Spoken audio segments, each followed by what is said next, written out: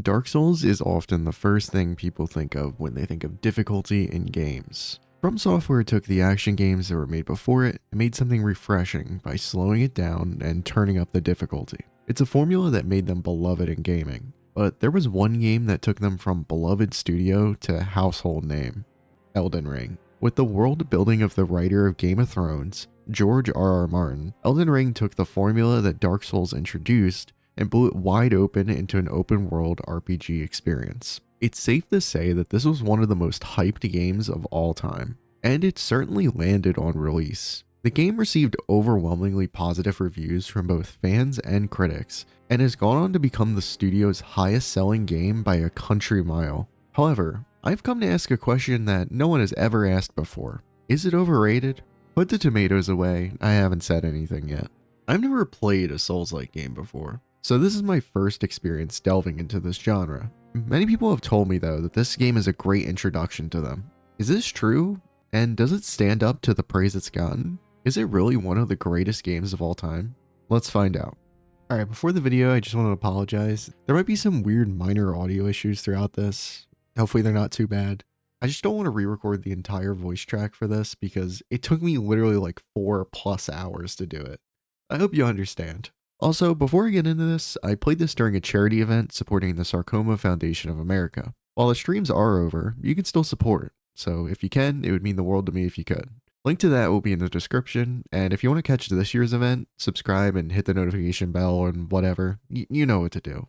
Alright, on to the video. From when you first start Elden Ring, you start with a character creator to make the character you play as in-game your own. I do quite like how in-depth the creator is, even if for me personally, I don't typically love to spend an hour tinkering with a character just to make them look perfect. For me, I changed a few settings with it and went on my way. This does ultimately feel a little pointless as well, because unless you're going to do a naked run with no armor, you most likely aren't going to see your character's looks much at all. From there, you are brought into a cutscene introducing the world and general story of the game. This is really good looking visually and piqued my interest slightly from a curiosity standpoint, but the story in this game is kind of secondary to the experience, as I would quickly realize. While it is fun to dig into the lore of the game, and the story serves as a connection to get you further immersed in the world, the game doesn't force you to interact with it in any meaningful way outside of using it as a vessel to get you from major boss to major boss and across the giant open world map. You are loaded into the game with little to no instruction, just a door to walk out of and a bridge to cross. And then, boss time. The grafted Scion comes to attack. This was a shock to me, and since this was literally my first time ever interacting with the combat in a Souls game, I very quickly and easily died. I like this bait and switch of throwing a really hard boss at the player at the beginning to surprise you and help you realize that this upcoming game isn't going to hold your hand or be easy. You are then rescued by a mysterious woman and put into a cave, after which, giving you an option to complete the tutorial of the game. I obviously needed this, and while a lot of this game will end up being misleading or tricky to even players who know the game inside and out, this tutorial was mostly straightforward and simple in teaching me the basic mechanics of the game. It's also the first time I saw the various messages players can leave throughout the game world, which adds a good bit of online connectivity without directly interfering with the gameplay of the player. These can range from helpful tips, trolls, or just funny jokes left by any player in the world. While I did say the tutorial was mostly straightforward, I won't say it's perfect, as it does lean into some mechanics that steer players a little astray. For example, the tutorial teaches you about shields, which while it is a mechanic of the game and a way to play, parrying and blocking with shields is typically not the preferred way to play the game and is something I'll quickly learn in my run. After finishing the tutorial, I went up the elevator and out to the first area of the game, Limgrave.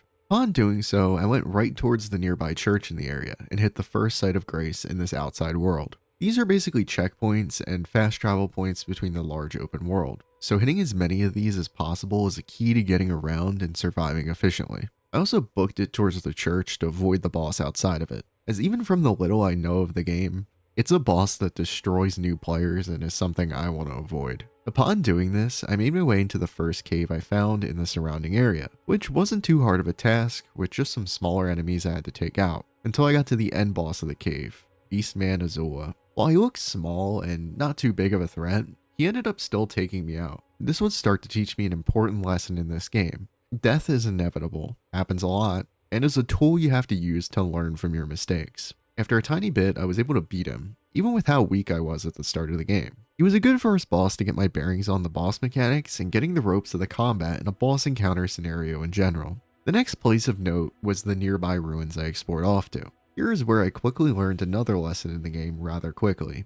Not every enemy needs to be fought. Similar to how I reacted to the boss outside of the church, I could go around to a lot of the threats due to the open world design, and either get a more advantageous position or opening, or avoid rather pointless enemies in general. With the ruins, I did this and ended up getting a site of grace right outside. At the site of grace, the mysterious girl, Melina, greets us again. She will serve as our guide for our quest to become the Elden Lord, and in helping us do so, she gives us both a horse we can summon and a tutorial on how to level up your character with the runes you acquire by defeating enemies. After this, I hop on the horse and make my way into Stormgate, a castle area. There were a lot of difficult guards in front of the entrance to the castle, so I decided to just rush past them as quick as possible. This led me to another gate and a cutscene to my surprise. Introducing himself was the first major boss of the run, Margit.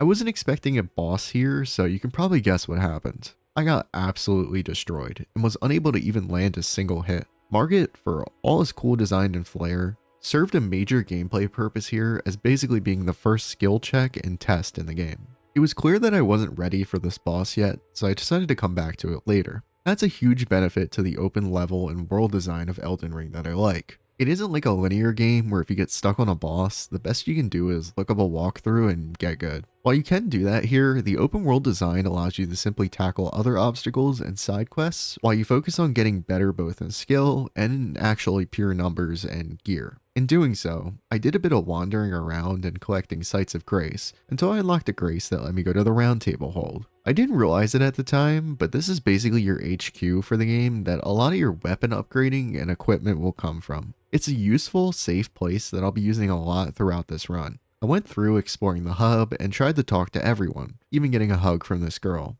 I know you shouldn't do that, and it gives you a debuff, but unfortunately I didn't realize that until much later in the run, many hours later. I continued my wandering and exploration of the world forwards towards a cliff further north, cutting through a few fodder enemies in the process. I kept doing this up through the area until I ended up making my way to the Lernia of the Lakes. If you've played Elden Ring before, you might think this is a little weird to say the least. I definitely heard a few people in chat say I'm a bit insane for getting to this part of the game before I even kill Margit, but this is kind of the story of my playthrough. It was often very weird sometimes, and that's why I wanted to break it down in this review. Upon reaching this area, I reached a church that gave me a sacred tear, a very useful upgrade that increases the healing or magic regeneration of your flasks. Anytime I'm around a church, this is something I'm going to be looking for. I continued further up the lake, fighting a few different smaller enemies, and then finally upon reaching this point, I realized what I should actually be doing. I should two-hand my sword rather than using a shield. I know this is self-explanatory for a lot of Souls players, but considering that this was my first time, this was a big tip and boost. I eventually hit a dead end at the lake, so I returned to Stormgate to try and fight Margit again. However, I was a bit silly with this as I kept trying to kill the front gate guards in front of the boss. If you've played the game before, you might be really frustrated looking at it because there's a site of grace right after the guards that I should just run by and hit. I guess I was blind because I didn't know this despite fighting the boss before. Eventually though, I did realize it was there and got the site of grace. That will also be something that happens a lot too. I can be a bit blind sometimes. After that silly detour, I tried Margit again, and while I improved a little bit, I still got my butt absolutely kicked. In most games, this would make you very frustrated and hopeless, but for some reason in this game, it just made me want to try and beat him more. The attacks I was losing to didn't necessarily feel unfair, rather, it felt like I just had to get good and get a better grasp on the game's mechanics. As far as the damage I was doing, it also felt like I just had to get some better gear and upgrade it. This is a benefit to the open structure of the game. Instead of getting hard stuck in certain areas of the game, I had a lot of options to progress from major encounter to major encounter. I went back to Limgrave and also picked up on a mechanic that I didn't understand yet at the camp I avoided. If you go to certain pillar structures around the world, you can pick up a map fragment to reveal the surrounding area in your map menu. This is very helpful and makes navigating the world a lot easier. So these are important things to grab upon getting to any new area.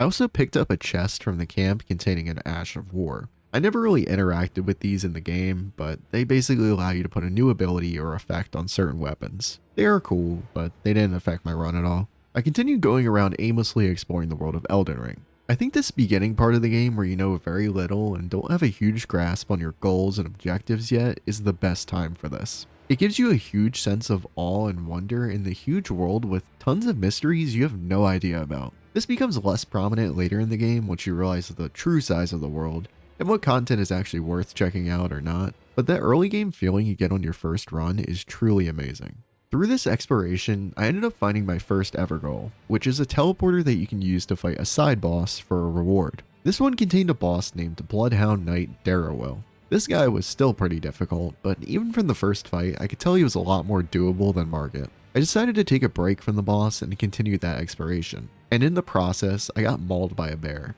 I also found a fight between some knights and some ghoul creatures in the wild, which while small and ultimately insignificant, really adds to the world building of Elden Ring to make it feel like a real lived-in place. I ended up making my way into the Limgrave tunnels, which was pretty hard at this point in the game, with a long path containing strong cave dwellers with a brutal run back if you die. I did end up finding a way to cheese it by running past and using the elevator before the boss, which was made even easier by a stake that allowed me to spawn even closer to the boss instead of having to run through the whole cave. These are new additions to Elden Ring compared to other Souls games, and are very nice in eliminating brutal runbacks to bosses. The boss at the end of the tunnel was a giant troll, and he really wasn't too bad at all. It was a good practice fight to teach me some skills I needed to pick up on other bosses. He hit pretty hard when he did, but his attacks were very readable and easy to dodge. After the fight, I upgraded my sword, for some reason thinking I could still only do it at the first church in the game, instead of the whole hub area I unlocked,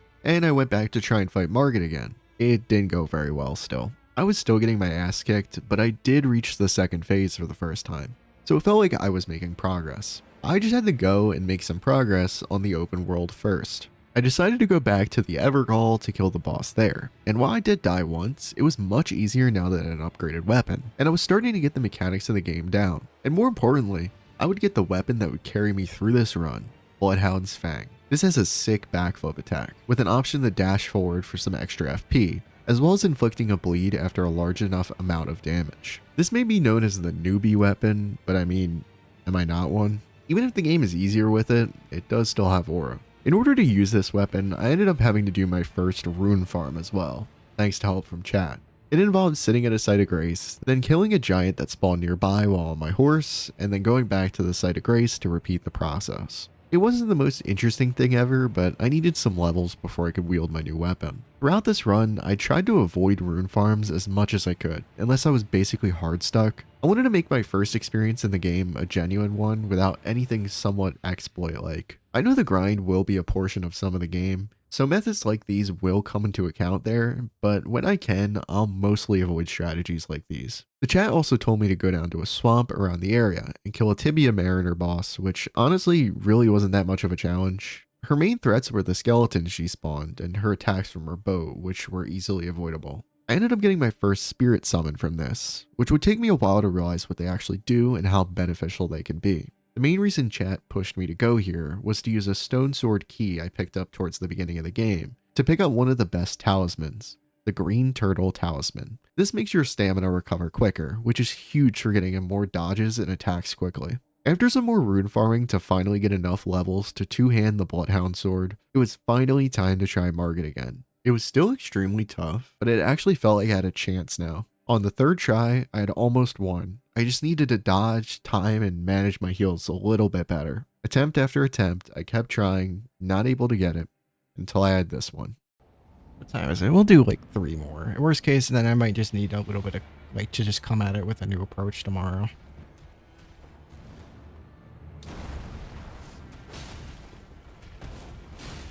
Good hit.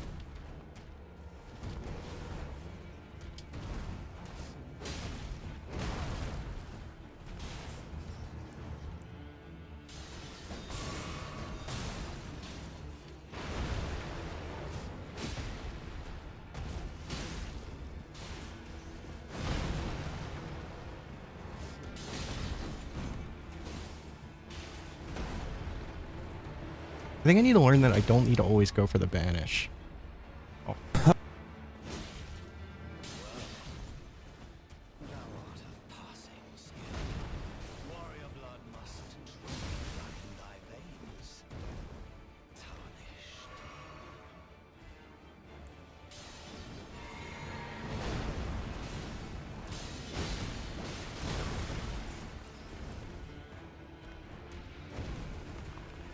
run.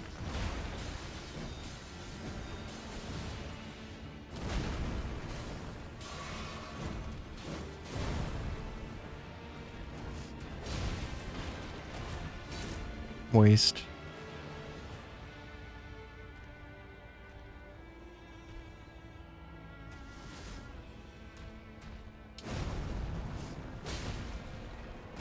You. You. Yeah.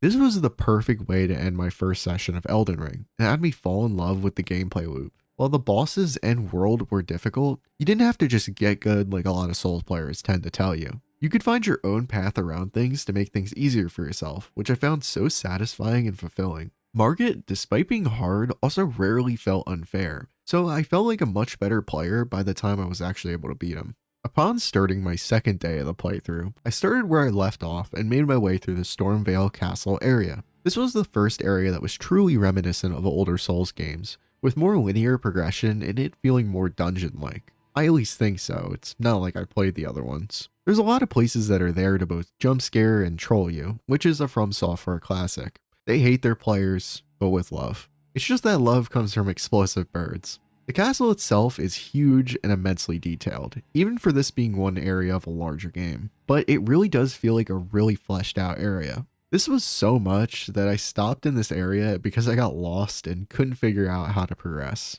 I know in hindsight that I should have kept going until I found a major boss, but I got super lost and didn't know the intended way to play the game yet. This made me decide to go to the Weeping Peninsula, which just felt like a slightly gloomier extension of Limgrave.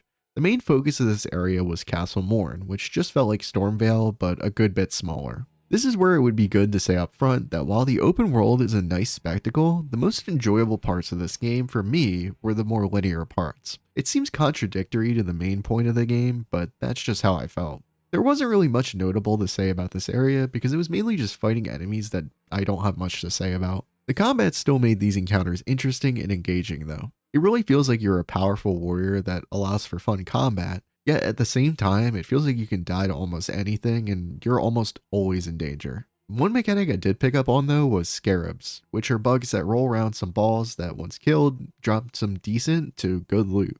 After going through the castle, I made my way down to the shore area to fight the boss Leonine Misbegotten, a cool looking beast guy with a sword. This guy wasn't too bad at all, and I was able to get him in the first attempt, which I kind of expected considering this was only a great enemy boss, which is in between completely optional boss and main boss. From killing him, I got the Grafted Blade Greatsword. Despite the sword looking cool, it wasn't really useful to me right now. Its main ability is that it gives you a bunch of buffs upon hitting left trigger, and this is something that would be very useful later in my run, but I'll save that for when the time comes. I explored more around the peninsula a bit more in the open world and came across my first rise. These are towers that usually have a puzzle you have to solve to get into them and claim the rewards. This one was really easy. I just had to go around the rise looking for a few ghost turtles, kill them, and then the door opened. The loot I got from it was a memory stone, which is used for spell and magic based builds. This isn't something I'm focusing my run around, so it wasn't particularly important to me. Another area I found by exploring was the Tomb Sword Cave. This was a relatively unnotable cave dungeon outside of the obscene amount of plants and poison in it. The boss was aptly a giant flower who used poison, but continuing in the trend of side bosses kind of being really easy, I beat this one first try. I also found some demi-human ruins as well, looting the area by taking out most of the fodder enemies and the mini-boss in the area. I made my way back up to Limgrave to explore the forest in the area I hadn't touched too much to this point. In doing so, I found an elevator that took me underground, specifically to the Siofra River. While the art style and direction of this game have been great so far, the underground parts of this game, specifically in the river area, shine in both their ethereal and mysterious dark environments. This area had a big issue, however. I was clearly way too underleveled for it. I think this starts to bring up my main issue with the open world in this game. While the freedom of choice is certainly there, it's kind of a facade. Despite you technically being able to approach almost any area in any order you want, the balancing behind certain levels for each area are less of a difficulty curve and more of a hard block for all but the top 1% of players. This would be fine if the game was a bit more upfront about it. The game is known for trial and error, and while that is fun and understandable for something like bosses or approaches to areas, It's ultimately frustrating to apply to the order you're supposed to play an open world game. It's simply not very fun to approach an area that looks like it should be for now and have the solution be you just aren't ready for this area yet or need to spend time grinding. It's not very fun or intuitive game design in my opinion. And as we'll see later in the run, this will also apply to the opposite end of the spectrum as well. Alas, I died a few times here and then ended up realizing it just wasn't for me yet. After this, I did something that most people that have played this game might find insane. I went to Lernia of the Lakes. While this seems normal out of context, I didn't even finish the castle yet. I told you all my playthrough was weird. This involves some more exploration of the giant lake itself, eventually leading me to a teleporter that upon its use, took me to the main castle of the area. The castle was sealed at its main gate with a map showing me where I needed to go to get the key to break that seal. Like a fan of insert franchise here.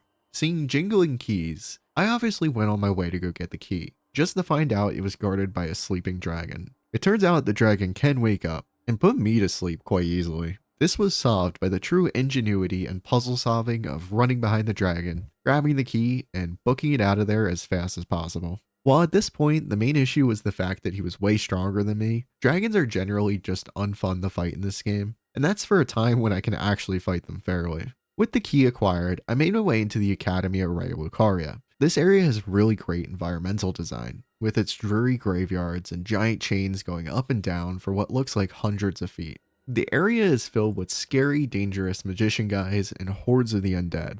You would think that the undead would be scarier, especially since they come back to life if you don't confirm the kills. However, the scariest part is what I would call the Hallway of Despair. This contains a lot of magicians ready to kill you immediately by shooting blue magic projectiles at you and are almost impossible to dodge. Once you get past the first few, there's even more. I eventually just ended up running through almost all of them because trying to kill them all with the resources I had was just too much of an ask. Oh yeah, and there's a hard boss after every run through with no grace.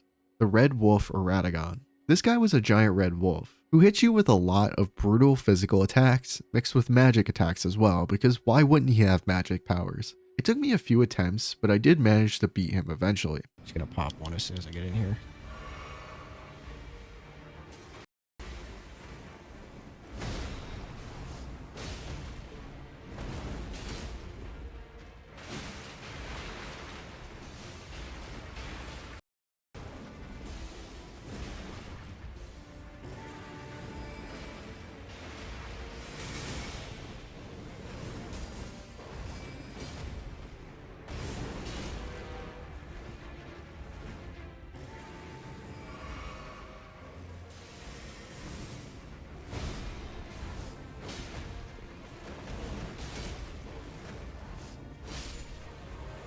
Got him. Perfect. He's a cool boss in the context of this game, even taking my frustration out of it, but in the future, this boss gets reused so much that unfortunately he loses a little bit of his flair. After all this, I finally gained 2 brain cells instead of 1, and realized that I could upgrade my gear at the round table instead of the first church. Trust me guys, I'm not related to that one gaming journalist who was like the worst Cuphead player of all time. Since I could upgrade my sword more now, this sent me on a scavenger hunt around Limgrave looking for somber smithing stones. I don't really like this feature too much. I get what they were doing with it. Exploration is rewarded with tangible upgrades to your power and weapons. However, in reality, it really does end up just making the game a bit wiki dependent, since there isn't really a clear way to get these outside of just stumbling upon them. What should be natural progression through exploration turned me into fumbling on my phone midstream fighting against the ads on the Elden Ring wiki to find stone locations. After doing this, I went back to Raya Lucaria, and if I thought the Hallway of Despair was bad, this run back was probably not that bad, but it's still pretty bad. For specifically a boss, it was probably one of the worst runbacks in the game. You go up to a side bridge where you have to avoid a boulder, fight an invader your first time around, and go up a slow elevator that you better send back down before the boss, or else you're going to be waiting a long time for it to come back during the next run back. Upon reaching the boss, you end up fighting Renala, whose boss mechanics aren't explained that well at first. It took me quite a while to figure out. You have to kill 3 different of her minion children to get her to the point where she can be damaged. This part is easy once you figure it out, but the difficulty turns up to 11 in her second phase where you have to fight her and her magic spells. The first phase really just turns into killing the singers as fast as you can to conserve as many resources as possible, and then just praying in the second phase where the difficulty spikes hard. This one I just couldn't do. I went to go find and equip the Carrion Knight armor to try and reduce mana damage, which didn't help much at all. I got maybe one extra hit in. I just called it a day here because I had been playing for a while and I was just starting to get pissed. I didn't want to get burnt out this early, so I would call it there and rethink my approach the next day. At the start of day 3, I went back to Stormvale, and I don't know if I was just stupid or something, but I still couldn't find my way through the castle past where I was before. I guess I just got stuck in a loop in the area I was in, but I couldn't find my way to the boss of the area. So yet again, I searched for other areas to explore, this one being the Red Land of Khalid. Upon making my way in there, I reached a church and immediately got in a fight with and slayed an invader, preparing me for the hostile land that I was heading into. From a purely aesthetic lens, this was probably my favorite area in the game. The red really emphasizes the step up in danger this area provides, and it also reminds me of the Crimson from Terraria a lot in its design. I continued wandering for a while, and accidentally stumbled upon the boss, Commander O'Neill. I could barely leave a scratch on this guy currently, so I decided that the best course of action was cowardice. In doing so, it showed me the main thing I don't like in this area: Scarlet Rot. This is a status effect similar to poison, but doing more damage than the actual poison effect in game. Anytime this status effect comes up, it really is a pain in the ass. Some more exploring led me to the Celia town of sorcery. This was cool aesthetically with a haunting atmosphere filled with ghostly enemies and a thick fog. From a gameplay perspective, this area unfortunately didn't hold much. I went for a single golden seed and then went on my way. Taking a bonfire away from that area, I bought a stone sword key from the hub and made my way back towards the starting area of the game. I opened another Evergrol, fighting the ancient hero of Zamor. This boss was certainly a victim of overleveling. I did an absurd amount of damage and easily killed the boss with no issues on my first try. Even though this is a minor boss in the game, this is a common issue I'll encounter throughout playing. And it's a shame because it takes what would be an engaging boss or enemy and turns them into a punching bag. A punching bag that expires after 2 hits. I again went back to Stormvale, and finally, after some trial and error, I finally figured out how to get down to the ground level of the castle. Outside of a bunch of arrows raining down on me ever so often, the enemies were pretty much the same fodder I had fought in the rest of the castle. It was pretty simple and straightforward, minus the occasional mini-boss I was able to handle. Upon making my way through, I came across the major boss of this area, Godric the Grafted. From a visual standpoint, his design rocks. It's a huge mess of flesh and ancient luxury that comes together for a formidable yet hideous boss design. If I had played this in the intended order, it certainly would have been a tough battle, but considering my level at this point, I was able to beat him first try with only a little bit of struggle. Godric the Grafted.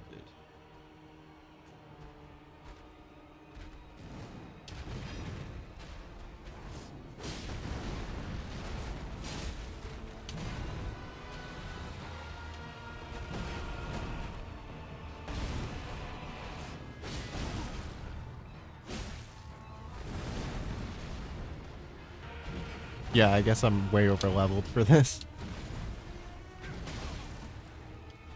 Still might die though.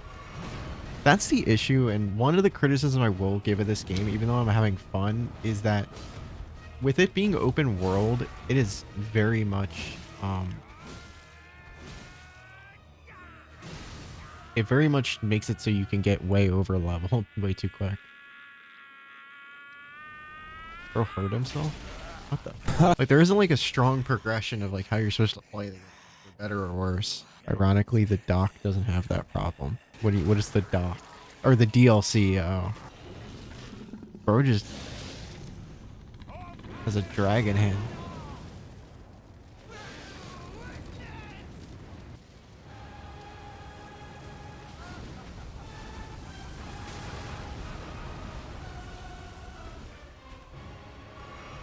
This will not be stingy with.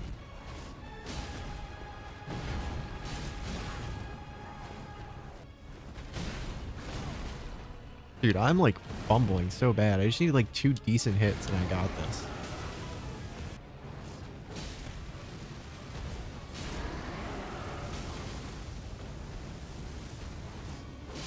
There we go. It's one thing if the side bosses are trivialized, but it does suck when major bosses have this issue too. This is an inherent issue with the game being an RPG. and allowing the player to choose their own progression. But it does feel like the intended progression of the game gets muddied as soon as you step out of the bounds of what the game expects you to do, which I feel shouldn't be how an RPG is designed. It's not like I was over here farming runes for hours off camera.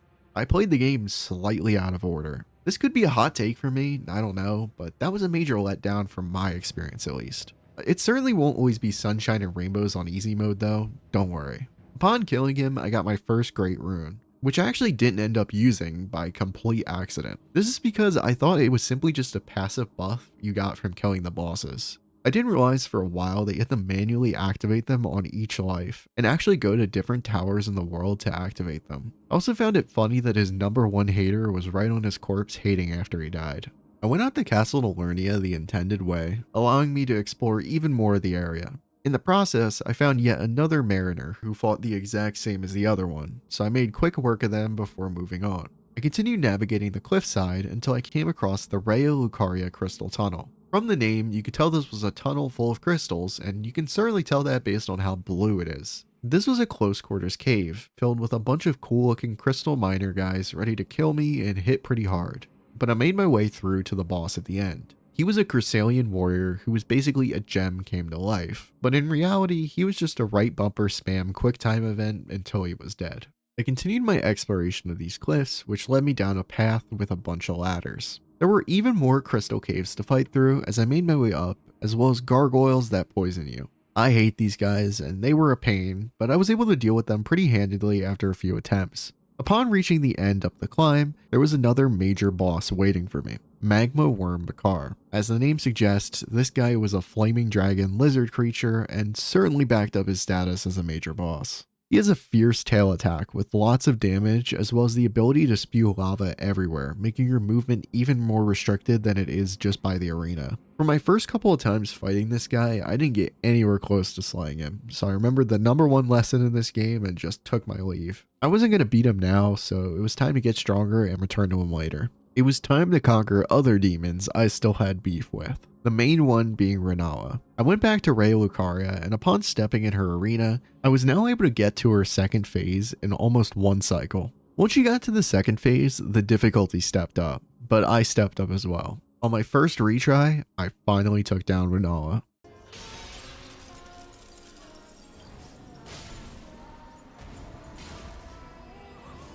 Oh yeah, I'm already doing like much more damage. I don't even think I'll have to.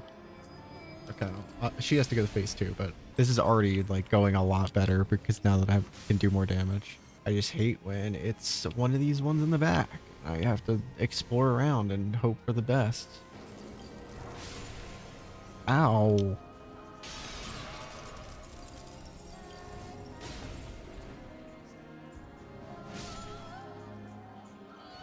Well, I can't one phaser, which sucks, but whatever. I'm not even going to watch your cutscene. I don't care. I've already seen it.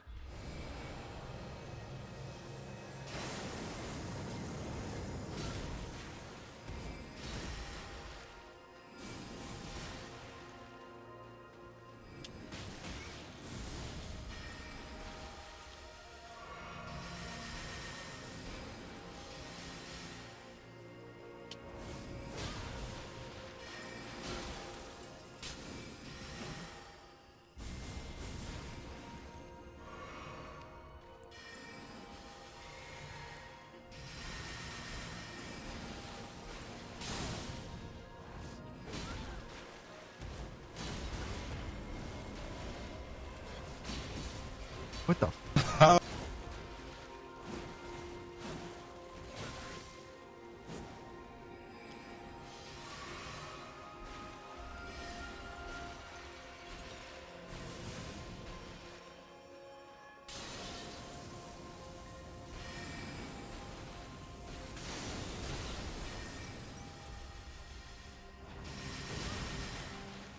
I got her. Yeah, f you. All I needed was a better sword. That's really what I needed, and I got her. When I complain about one side of the coin of the open world design with over leveling, this is the other positive side of the coin. It allows me to take bosses I struggled with before, take a break and progress elsewhere, and then come back with a fresh mind and some improvements to my mechanical skill and gear. It's so conflicting because the open world really is a double-edged sword with this. leading for an easier time for me as a first-time player, but also simultaneously trivializing many parts of the game. Either way, Renala was now defeated, but not dead. Interestingly enough, she sticks around in her room, allowing you to go to her and respec your stats at any time. I like that this exists, as it means you don't have to stick with build making mistakes or your build in general. While I didn't use it myself, I probably would have if I didn't have guidance from my chat on how to build up my character. I went back to fight Magma Worm Makar, and while he still was tough, he was a slightly bit easier. Slightly doesn't really help a lot when you're already struggling a lot though. However, I was on a random attempt of trying to kill him, and this happened. I just need to lock in. He pushed me into the lava. Are you for real?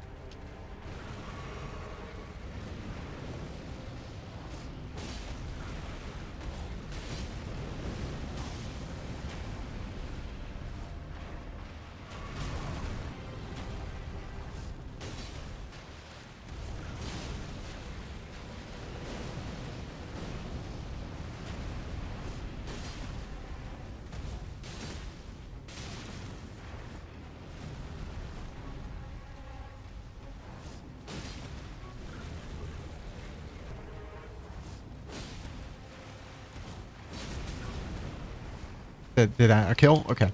We're good, we're good. That's all we needed. I need to not play it that close though. I just didn't want to waste a heal.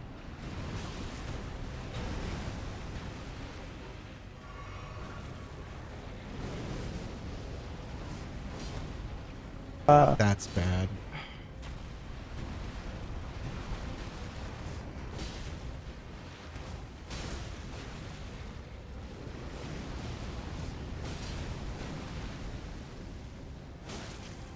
Yeah, I don't have any more abilities to waste.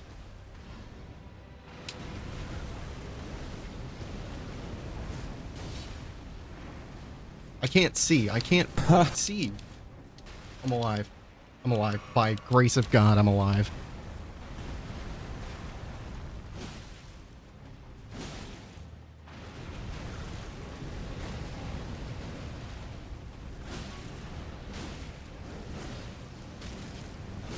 Just die, die, die, die, die.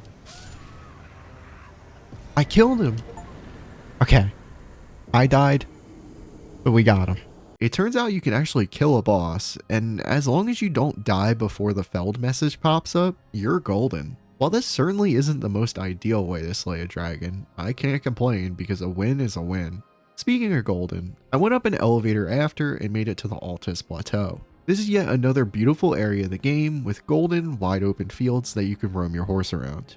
I love how a lot of the areas in this game have their own color connected to them, to help them stand out a bit more from each other. I couldn't appreciate the scenery for too long though, as an ancient dragon appeared and struck me down into hell. Upon encountering them again, I realized I had a power they didn't: running away with my horse. I'm the new Sun Tzu. I didn't explore too much of Altus, as I decided to make my way back to Khalid. The first thing I tried was to take on Commander O'Neill again, and even though I had a lot of luck with rematches today, that still wasn't happening. As I continued my journey into the Crimson, I encountered a teleporter that led me to the Red Main Castle. This was yet another linear dungeon-like area, so I made my way through it, slaying enemy after enemy. Well, that's at least what I thought. It actually became yet another safe area with a few NPCs I could talk to. One was a talking pot guy named Alexander, who was quite silly and charming. The other was a hype moments and aura wolfman named Blade. The furry in my chat predictably started barking.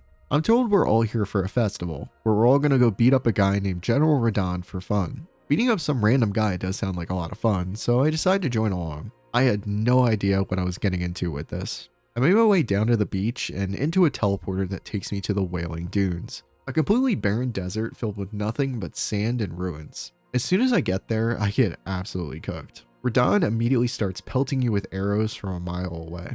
I realized this the second time around, getting on my horse to dodge them and approach him to deal some actual damage. I get a few more hits off before getting destroyed again one-on-one. I get told by my chat that I'm supposed to summon my NPC allies to help me fight, and that revelation helps me get to his phase 2. As soon as I do it, however, I wasn't expecting this.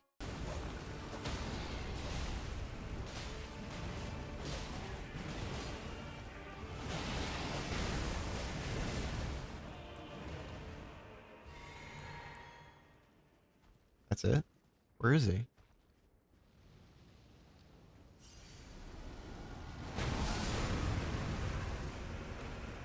What? That's not nice. This guy was very, very tough. He was probably the hardest boss I've fought this run since Margit. It took me over 30 minutes of attempts to finally get him. He hits immensely hard and wide, so I have to get cheap shots in while he fights the NPC summons. It really does feel like you have to gang up on him using your tiny army and hope that he doesn't decide you're his current target. I also have to get on my horse between phases so I don't get airstriked. It took me a ton of attempts, but after a while, I finally did it. I won't die. I'm gonna keep dying in the game though. Okay, well at least they're targeted on them this time. I have full health. No, none of my heals used. I whiff one. That was not a whiff. That was.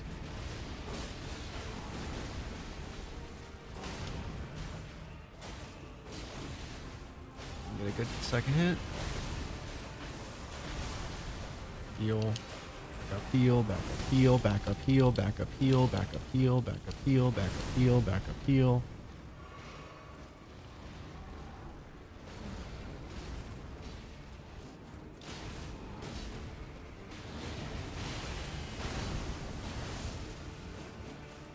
Horse. Flask. Go. Off horse.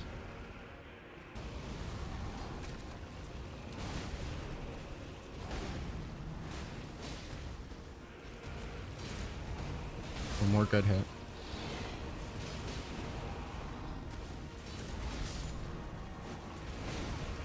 No, no, no, no. Heal. One more good hit.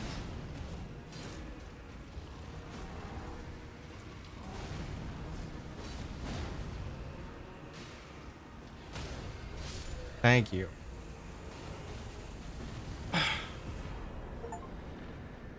Jesus Christ. Upon killing him, a giant star falls out of the sky and lands somewhere on the map. I talked to Aura Furry Man, leveled up, and found where Radahn's star ended up falling in Limgrave. I was tired from the tough fight, so I called it there for a day, but I was definitely more than hooked by now. Upon starting day 4, it was time to go down the giant hole in the ground and explore whatever was waiting for me under the surface. After a bit of climbing, I made my way into the eternal city of Nokrin. I love the visual design of this place. It really nails the vibe of an abandoned city hidden underneath the ground. It feels both dead and abandoned yet lively, with the souls and spirits of the dead in a very ethereal and weird way. From a gameplay perspective, this area had a lot more of a focus on platforming as I make my way through the city killing these metal goop monsters. These guys definitely add to the weird feeling this area has as well. This culminates in the first boss of the area, which was me? Well, not really. It's actually the Mimic tier. This is such a cool concept for a boss fight that I wasn't expecting them to do, but I'm glad they did. It basically turns a boss into a PvP encounter versus yourself in a single player game. It acts like you and has all the gear you use as well. While I was able to beat the boss first try, it was still a fun and engaging fight. After the fight, I would get some stuff from it that, while I didn't realize it now, would be very useful to me later. After taking a nice look out into the void to truly take a look at the sights and the great art direction, I found out that I had to go around the preceding area and light a bunch of pillars. This seemed simple enough, but in practice, it was a huge pain. Each pillar had a ton of enemies around them, and the nearest respawn was all the way back where I last killed the boss. Not to mention, one of them was literally guarded by another version of the wolf boss I fought earlier in the playthrough. It took me a while to get this done, but I was able to brute force it. Since the pillars stay lit even after you die, I could just run up to them and light them and not worry about the consequences. Once all the pillars were done, I made my way to the hollow-horned grounds and interacted with a glowing piece of wood, I think. Whatever it is, it teleported me to a boss arena right in front of my next foe, the Regal Ancestor Spirit. This guy was pretty tough. He's a giant deer that runs all around a giant boss arena, making him hard to keep up with. Plays AoE flames on the ground that hurt a lot, and a move that can basically regenerate all of his health. It took me quite a few attempts to beat this guy, including some insanely close calls. In order to beat him, I basically just had to consistently put out damage without stopping, so he couldn't take a break to let himself heal. I was able to get him down eventually and kill this deer yet again since he was like already dead or something, I don't know. After doing that, I teleported above ground to Stormgate to go up the Divine Tower of Limgrave. It was just a smooth elevator ride, but once I got to the top, I finally activated and equipped Godric's Great Rune. You have to do this for every Great Rune you get on a different tower, but I was still an idiot and didn't realize that you only get the benefits from activating a Great Rune item. Right after, I went up the Altus Plateau, running past 2 tree sentinels to enter the Lendell capital outskirts, instead of a giant wall surrounding it. All I did for now was get a Site of Grace, and then I continued to kind of aimlessly explore the world around. In doing this, I got to the 3rd Church of Mariki, which contained the Physic. This is basically an extra flask I could use for a choice of any 2 effects I wanted from ingredients found in the world. I didn't really use this flask until later though. I also made my way back to the Round Table Hold, talked to Super Meat Boy, and upgraded my weapon even more. After this is when my chat started to troll me during the run. I was told to go back to Raya Lucaria, ride down the giant chains in the graveyard area, and then let myself get abducted by this Liza P looking enemy. Considering that this is my first playthrough and my chat has been helpful up to this point, I take the advice. I shouldn't have though, because it sent me to hell. Not literally, but pretty close. The location I was sent to was Volcano Manor, which I had no business being in this early. I had to jump down a lava waterfall, roll across the lava to get to land, go up some stairs, fight a lizard, and fight another strong enemy before a church. After all that, my reward inside the church was a boss fight. I obviously died at this point and got sent all the way back to the top of the lava waterfall, and I couldn't teleport to any other sites of grace. I was pissed. I tried to find another Site of Grace as my savior, but all I could do was find a ladder that led up to a door that was locked. I went back to where the boss was out of frustration, and at least this funny moment happened as I ran past the enemy outside.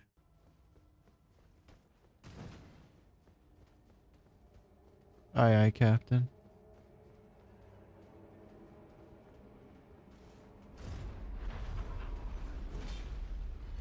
Bro. Okay. I went around and started exploring the town hoping to find something, dying twice in the process and sending me back to the beginning yet again. Volcano Manor was cool aesthetically and has a lot of great designs for its enemies and structures, but it was hard to appreciate that under these current circumstances. I died a few more times and kept pushing through the town, killing enemy after enemy until going inside a building, getting lost for a bit while chat yelled at me, and then finally finding a Site of Grace. Jeez, that sucked. This started me at the locked door I mentioned a bit ago, so I didn't have to go down that godforsaken lava waterfall anymore. The run back to the church was still a pain though, as I had to still avoid 2 enemies before I got to the boss. That boss was the Godskin Noble. His design was a fat ball of flesh and fit the area he was in, but I could care less about how he looks. This boss is in contention for my least favorite in the game. He has quick sword attacks mixed with a lot of rolling and slam attacks that feel borderline unfair to dodge. I definitely got hit through a pillar a few times. All of this is bad on its own, but you have to fight him in a cramped church with those pillars completely messing up the camera. It was truly miserable. Despite me finding out after a few attempts that I could use the pillars to block the roll, it was still glitchy and inconsistent. I clearly wasn't going to beat him like this, and I was getting hot-headed, so I decided to take a break from fighting him after a few attempts. Unfortunately, much against how I wanted to play, I decided to rune farm for a bit. I know you can grind to make things a little easier for yourself, but I didn't want to do any insanely cheesy or exploitative rune farms that would majorly increase my power level unless I had to. I went to Khalid completely lost looking for the rune farm my chat was trying to tell me, enough so that I just decided to do Lens Rise in that confusion. It took me a while to understand what my chat was telling me, but I eventually figured out the insanely skillful rune farming technique of watching a boulder roll down a hill. Truly intense gameplay. I did this for a little while until I grinded enough to feel like I could take on the Noble again. Much like that boulder, I was still getting rolled by him over and over. I would get his health down to minuscule amounts time and time again, but I could never finish the job. I was always just short a little bit on healing or made one too many mistakes. It really did feel like I hit my first hard roadblock that I couldn't beat no matter what I tried. Maybe these games weren't for me, and I really was only good at gun and ball games. However, chat descended an idea upon my noggin like an angel from the heavens. They suggested something that I hadn't even thought of up to this point. Summons. Yeah, I know that's blasphemy to a lot of Souls-like players, but it's a game mechanic the developers put in for a reason, and I needed all the help I could get in this situation. I made my way to the round table hold and bought the Spirit Calling Bell, which I could use to summon the Great Shield Soldier skeletons. I wasn't expecting them to do much, but it's a distraction at the very least, and I didn't have much FP yet, so this was the best option from what I had. I would have to take one less heal since I didn't have enough FP for both the skeletons and my sword, but it was worth the trade-off, since that heal would be made up for by me not getting hit directly as much. It still took another 2 tries to take him down, but it really did make a substantial difference in difficulty in the fight. I was able to successfully slay the Godskin Noble and call it there for my adventurous day 4.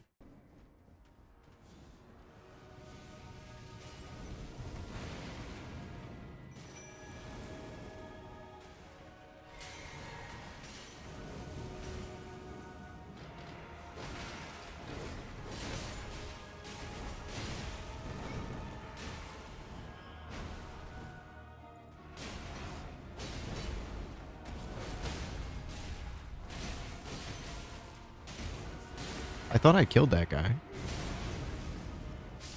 Okay, and we're putting them inwards made them do like so much more.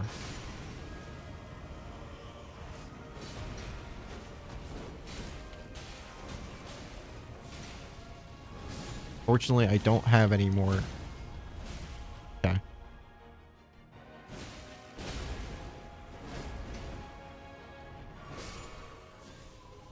Alright, you did your job.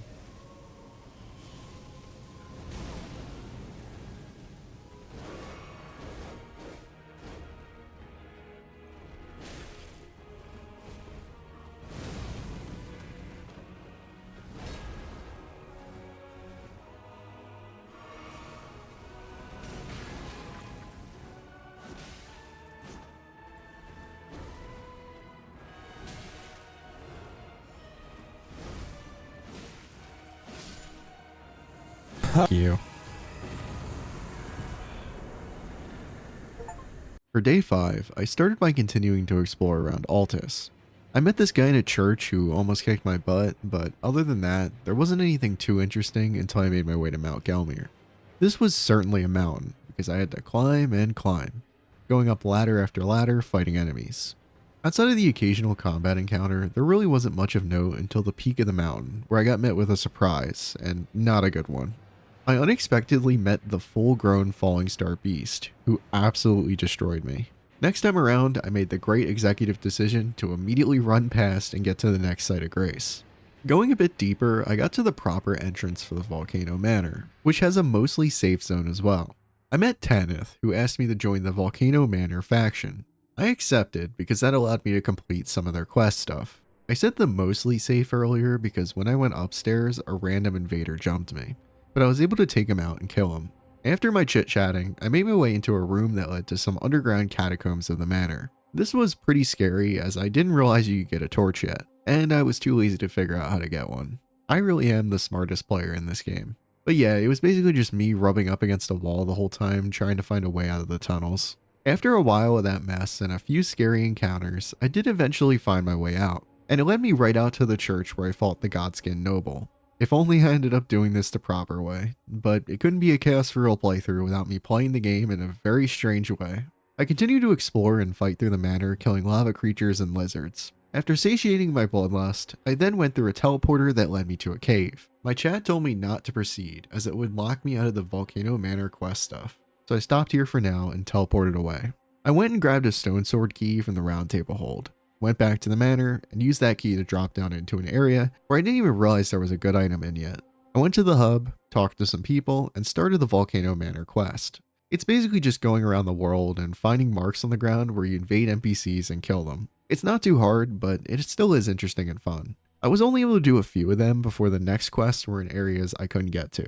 I stepped away from the Volcano Manor for now, so I went back to the capital at Altus and tried to find a way into the main area. I did end up finding it, but the issue was what was in front of it. The Draconic Tree Sentinel. This guy is tough with a capital T. The first issue is what he's riding. He's on a horse, so it's really hard to stagger him, in addition to him being very mobile. He also has a giant hammer to hit you hard with, and lightning attacks as well that do AoE damage. I really wasn't able to do much against him right now. The best I did was get him down to half health. After a few attempts, I decided to cut my losses and go back to Volcano Manor, so I could actually get the item I left in there, a smithing stone that can be used to upgrade my sword. Lord knows I needed that. I also finally talked a bit more to some people in the roundtable hold, including a lady in the back that I never noticed. But she reminds me of the grandma from that SpongeBob chocolate episode. I decided to go take on the Evergoal in Altus, but for some reason I was too stupid to realize there was a path down to it. I died quite a few times before figuring out some weird parkour to do it, which, in hindsight, I have no idea how it worked. I took on Godfrey the Grafted, which was basically just the first phase of Godric reused. There's a lot of reused bosses in this game, which is a bit lame, but for side bosses like this, I guess it's fine enough. He was tough enough to be a challenge, but I still beat him first try pretty solidly. This gave me the Godfrey icon, which I would actually use as it helped my spin and charge attacks on my sword do more damage. Even with that boost, returning to the Tree Sentinel didn't lead to much more progress. It only helped me get him more consistently to half health, but no more than that. In desperation, I decided to bring out the Skeleton Gang, and while it didn't help me win instantly, it helped just enough to make it feel doable. Summons really are the biggest difference maker in this game for a new player. After a few more attempts, I was able to finally take down this stubborn bastard. It's been my downfall a good amount of the times, but whatever. I'm not stressing. I'm not like raging for the game or anything.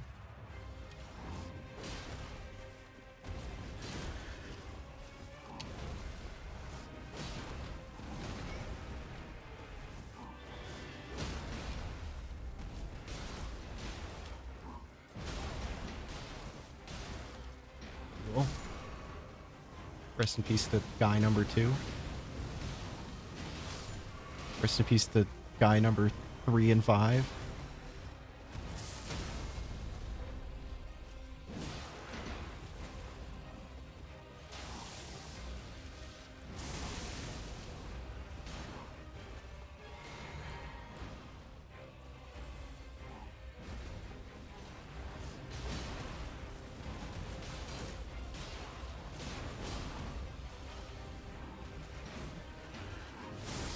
I was out of stamina.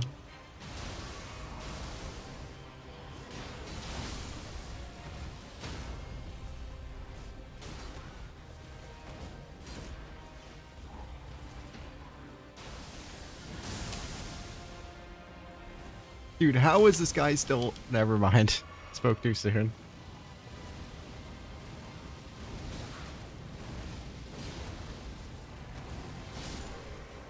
Gotcha, bitch. I can definitively say that this is one of the hardest boss fights in the game. Upon defeating him, I was finally able to make my way inside the capital walls. I slowly made my way in, looking at and admiring the continual great art direction you see upon reaching new areas in this game. Before continuing forth, however, I went back to the roundtable hold and talked to Red Riding Hood a few times, until she started letting me upgrade my summons. If I was going to continue using these as a major crutch for some of the hardest boss fights, I need a way to keep them up to speed. I then realized some of the power I could attain now thanks to my chat, and I now had to go on a journey to attain it. I went to the giant tower in Khalid and tried to climb it, dying a few times in the process to get a stone sword key I needed. This took me back underground and into the city of Nokrin. I went to a place I missed earlier when I was down here, Knight's Sacred Ground. After doing some parkour across some buildings, opening a door with that stone sword key I just acquired, and killing an enemy, I got the Mimic Tear Ashes from a chest. This is one of the best summons in the game. It basically spawns a copy of you controlled by AI and has all the benefits of the stuff you use, such as your weapons. Considering how much summons helped me so far, this would help a lot as I went through the game. I couldn't upgrade it yet as I didn't have the upgrade material, Ghost Glowwort, to do so, but it was good to have for later. I went back to Lindell and made my way through the rooftops of the city, fighting these funny snowman looking guys and some honestly pretty scary enemies that I had died to a few times. I eventually just ran through them, but once I did, I got jump scared by another mini boss that destroyed me. I was able to use my newly acquired Mimic to distract him while I ran and got a Sight of Grace. This allowed me to then safely fight and defeat him after. After that, it was pretty much the same of just making my way through enemies. But I did make my way up a Dragon Corpse, which was sick from an environmental design standpoint, and then later up through some tree branches surrounding the main tower. This city really nails the vibe of one that is both dangerous and deadly, yet full of strange life. Once I got up the branches, I got jump scared by a surprise boss, Godfrey the First Elden Lord, or at least his spirit or something. I got owned by him due to me being caught off guard, but I did almost beat him first try. The second time I pulled up with my Mimic homie and absolutely beast moded on him. I want my money back first, bitch.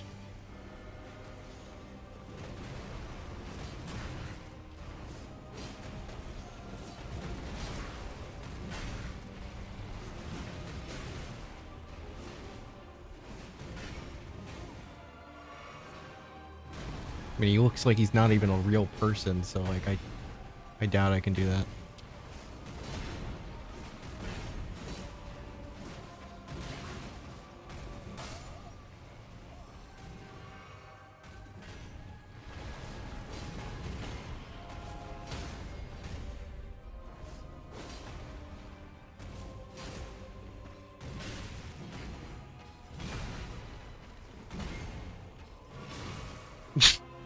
Welcome to Mythbusters. Today we're gonna be busting myths.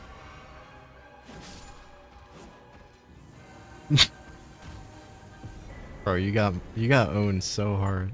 Upon killing him, I went back to the roundtable hold and actually realized that Chocolate Grandma gives you items for bosses you kill. I didn't really use that for this run, but it is nice to know that the bosses give more rewards than just runes. I then went back down the branches and killed a knight to get the Ritual Shield Talisman, which gave me a little bit of extra defense. It's not the best talisman in the world, but it was something decent to put in the extra slot I had. I went further up and found another site of grace, which I also got jumped at, which was funny. This game really loves throwing random enemies at you when you least expect it. I made my way up to the peak where I got stopped by a familiar face, Morgoth. This is the true form of Margit who I fought on day 1 of the run. This time he wasn't messing around, as he was a whole lot tougher and had a new moveset with lots of glowing deadly weapons and AoE attacks across the area I had to dodge. Even with a summon, he kicked my ass over and over. He really was back how I remembered him. But hey, it made me finally realize I had the physics so I can get an extra heal. Like I've learned in the game, I had to try to get a little bit better before I got my ass kicked another 10 times. I went exploring around the world for churches to get more sacred tears and got lost in Lernia for like 20 minutes in the process. In doing so, I got to an area that gives you the madness effect through a giant evil death eye in the sky, and it was just as annoying as it sounds. Once I made my way through that annoying area, I did outsmart an invader though by hitting the site of grace, dying, and then being able to easily kill him after. Screw you, buddy. I have cheesing the game on my side. I went back to the boss, but before I stepped in the arena, I saw something I didn't see before. I could summon Melina to help me fight, which would help me a lot in keeping pressure off me.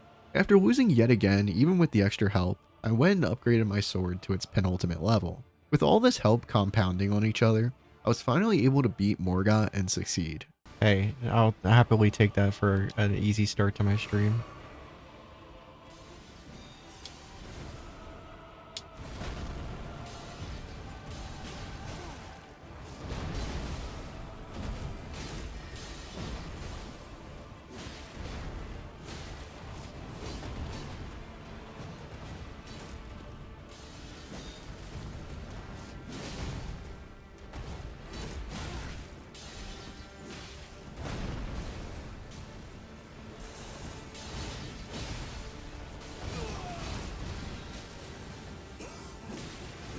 It won't let me do the big punch.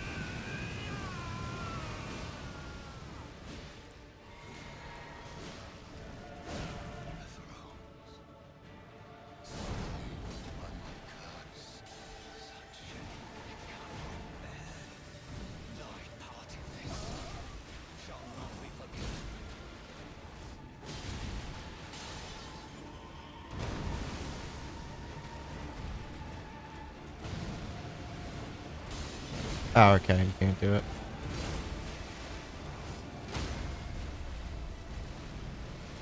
Yeah, I can do it now, bitch. You're dead.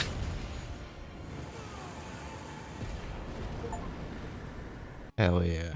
I sat at the site of grace, with Melina telling me that we had to go to the mountaintop of giants next to open the Erd Tree, and I called it a day there. The beginning of day 6 was basically just me getting lost in the capital for some time. There were a few areas in it that I hadn't explored yet, and I had to do so before moving on to the next. That process was just me fighting to go up a stupid elevator, dying at the top, and then having to do the whole thing again. Through this process, I eventually made my way to the Forbidden Lands, but before then, I went to go check an area I missed and got sucked into the Void of Darkness. I was getting jumped by the Fell Twins, who despite their double trouble, I killed pretty easily. I then went to the top of the Lindell Tower after them to activate Morgoth's rune. Heading back on the beaten path, the Forbidden Lands were kind of whatever in my opinion. It's just a snowy, gloomy area that's basically just a straight line. I rode my horse in from start to finish, avoiding pretty much any obstacle I was faced with in the area. At the end of that rather linear section, I had to take on the Blackblade Kindred, a huge, tough gargoyle with decent mobility.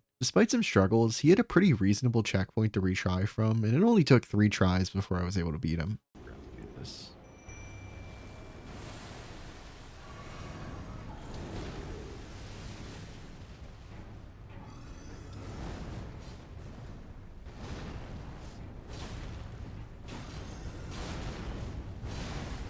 Hmm.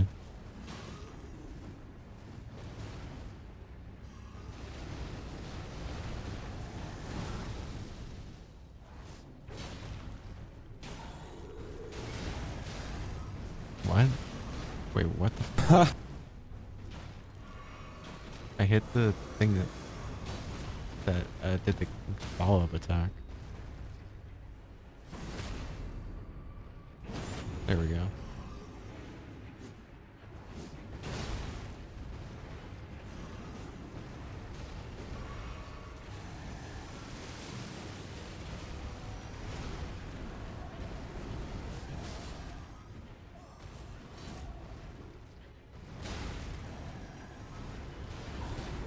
Hey man, can the game not lock the thing off? And then I accidentally hit right or hit the right on the D-pad.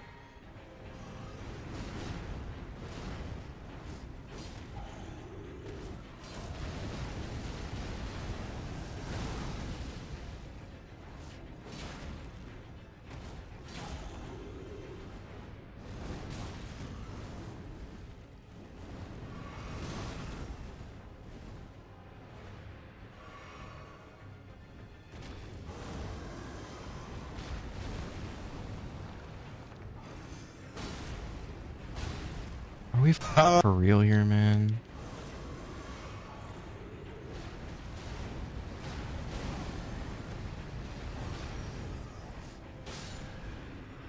There we go. After the battle, I went to the area behind him and put in a thingy-mabob to ride the grand lift of Rolled up to the mountaintop of giants. After that ride and hitting a checkpoint though, I went through the capital again because a chatter was fear-mongering me into completing everything there before a certain point in the game. He would end up being right, but I definitely could have waited a bit in hindsight.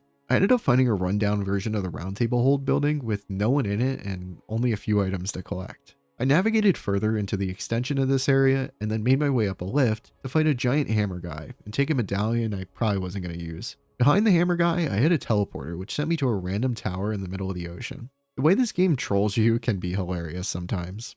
After escaping being stranded at sea, I took a few elevators down the capital this time and got to the lower areas that are dark and decrepit and filled with enemies. The capital really does feel like such a huge city for how big it actually is. And part of it is because of having areas to it that feel so different like this, yet are right next to some of the more glamorous, shiny parts of the city. I decided to walk into an open area down there just for a giant evil death rat to come out of the ground and attack me. So out of fear, I ran into the sewers to fight some smaller, less deadly rats. After getting lost in there for a bit, I was able to hit a site of grace, which I could not find for the life of me. I thought of a great strategy for the giant rat guy that actually ended up working. I could cheese the mini-boss a bit by fighting him, running and healing in an area too small for him to reach me in, but not far enough to despawn, and then come back to attack him again. It was more than worth it to do this because his loot for taking him down was not only him just being permanently dead and no longer bothering me, but also a delicious golden seed. After slaying the final boss at Bad Rats, I explored the sewers more and it was super confusing. It was basically a giant maze, and even worse for me since I hate the creepy crawlies, I had to fight creepy hand spiders. I have to talk about this somewhere, but what is this game's obsession with hands and fingers and stuff? There's so much stuff with it in this game that it's ridiculous. It's like Tarantino with feet. I've heard people joke about the director of Dark Souls, Miyazaki, having a thing for feet, so I like to imagine that this is his response of being like, fine, I'm done with the feet, it's time to be weird about hands. For the maze itself though, there's not much of note here, it was just very confusing. I knew I was missing some of the stuff there that I had to come back for later though. I went back to Khalid to see if I could finally take on Commander O'Neill, and I was actually able to beat him pretty easily this time, which was nice. Third time's the charm, I suppose. I then went to the Khalid catacombs to explore those for a bit. I regretted that decision because it sucked. The catacombs in this game follow a very similar formula on all of them, but with a different gimmick for each. This one's gimmick was tons of pools of scarlet rot and tons of plants to deal with, as well as a puzzle at the end that I couldn't solve for a while. After minutes of bashing my head into a wall, I realized there was a lever right behind me. I may be an idiot sometimes, and that's why I'm a YouTuber. The final boss of the area was a scary looking cemetery shade who binds you to the ground. This boss had an awesome design and seemed like it would be tough. Too bad I literally killed it in 2 hits. I talked about this earlier in the video, but this is a perfect example of how the open choice of progression can hurt the game. Since I ended up missing this area during the proper level I should have played it at, all of the challenge is completely taken out of it. I feel like in another RPG it would be more acceptable since the level gates are usually more obvious, but in this game, knowing the intended way of progression basically either comes from multiple playthroughs or the wiki. Even if it was optional, I wish I could choose to scale the boss to my current level because I don't want to stomp everything. The whole fun in these games is the challenges and getting better as a player, so missing out on opportunities to have fun fights is a bit disappointing to me.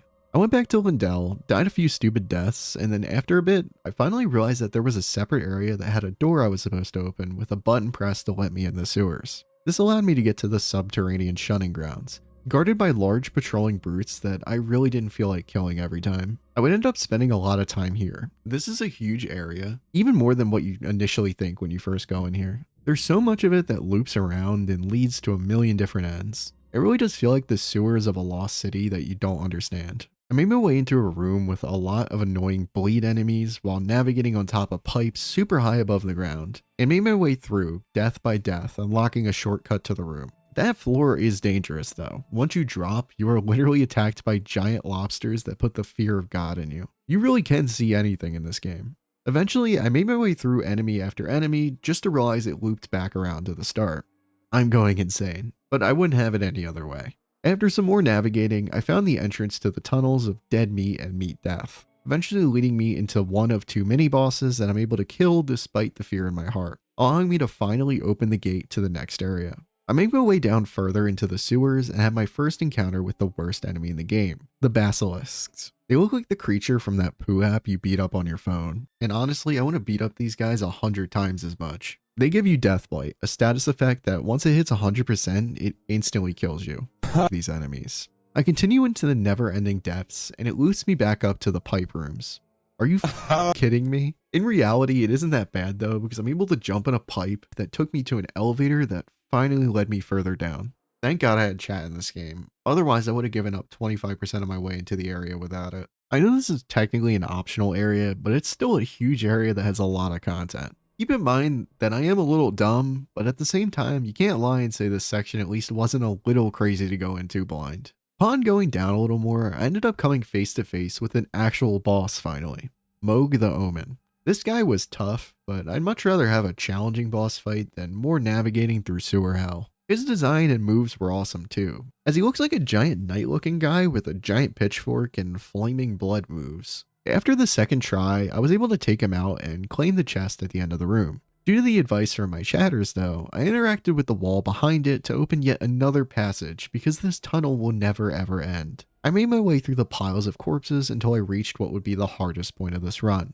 a parkour challenge all the way down. For real though, I died quite a few times on this, but I did get the hang of it rather quick. Another annoying part of this was having a fire guy destroy some wood for an item since I had to bait him pretty hard to do so, but it wasn't too bad, just tedious. I eventually got down to meet the wall of flesh, thinking that it was finally the end of my journey down. But no, I was told by chat to hit every wall, and there was yet another secret passage. It never ends.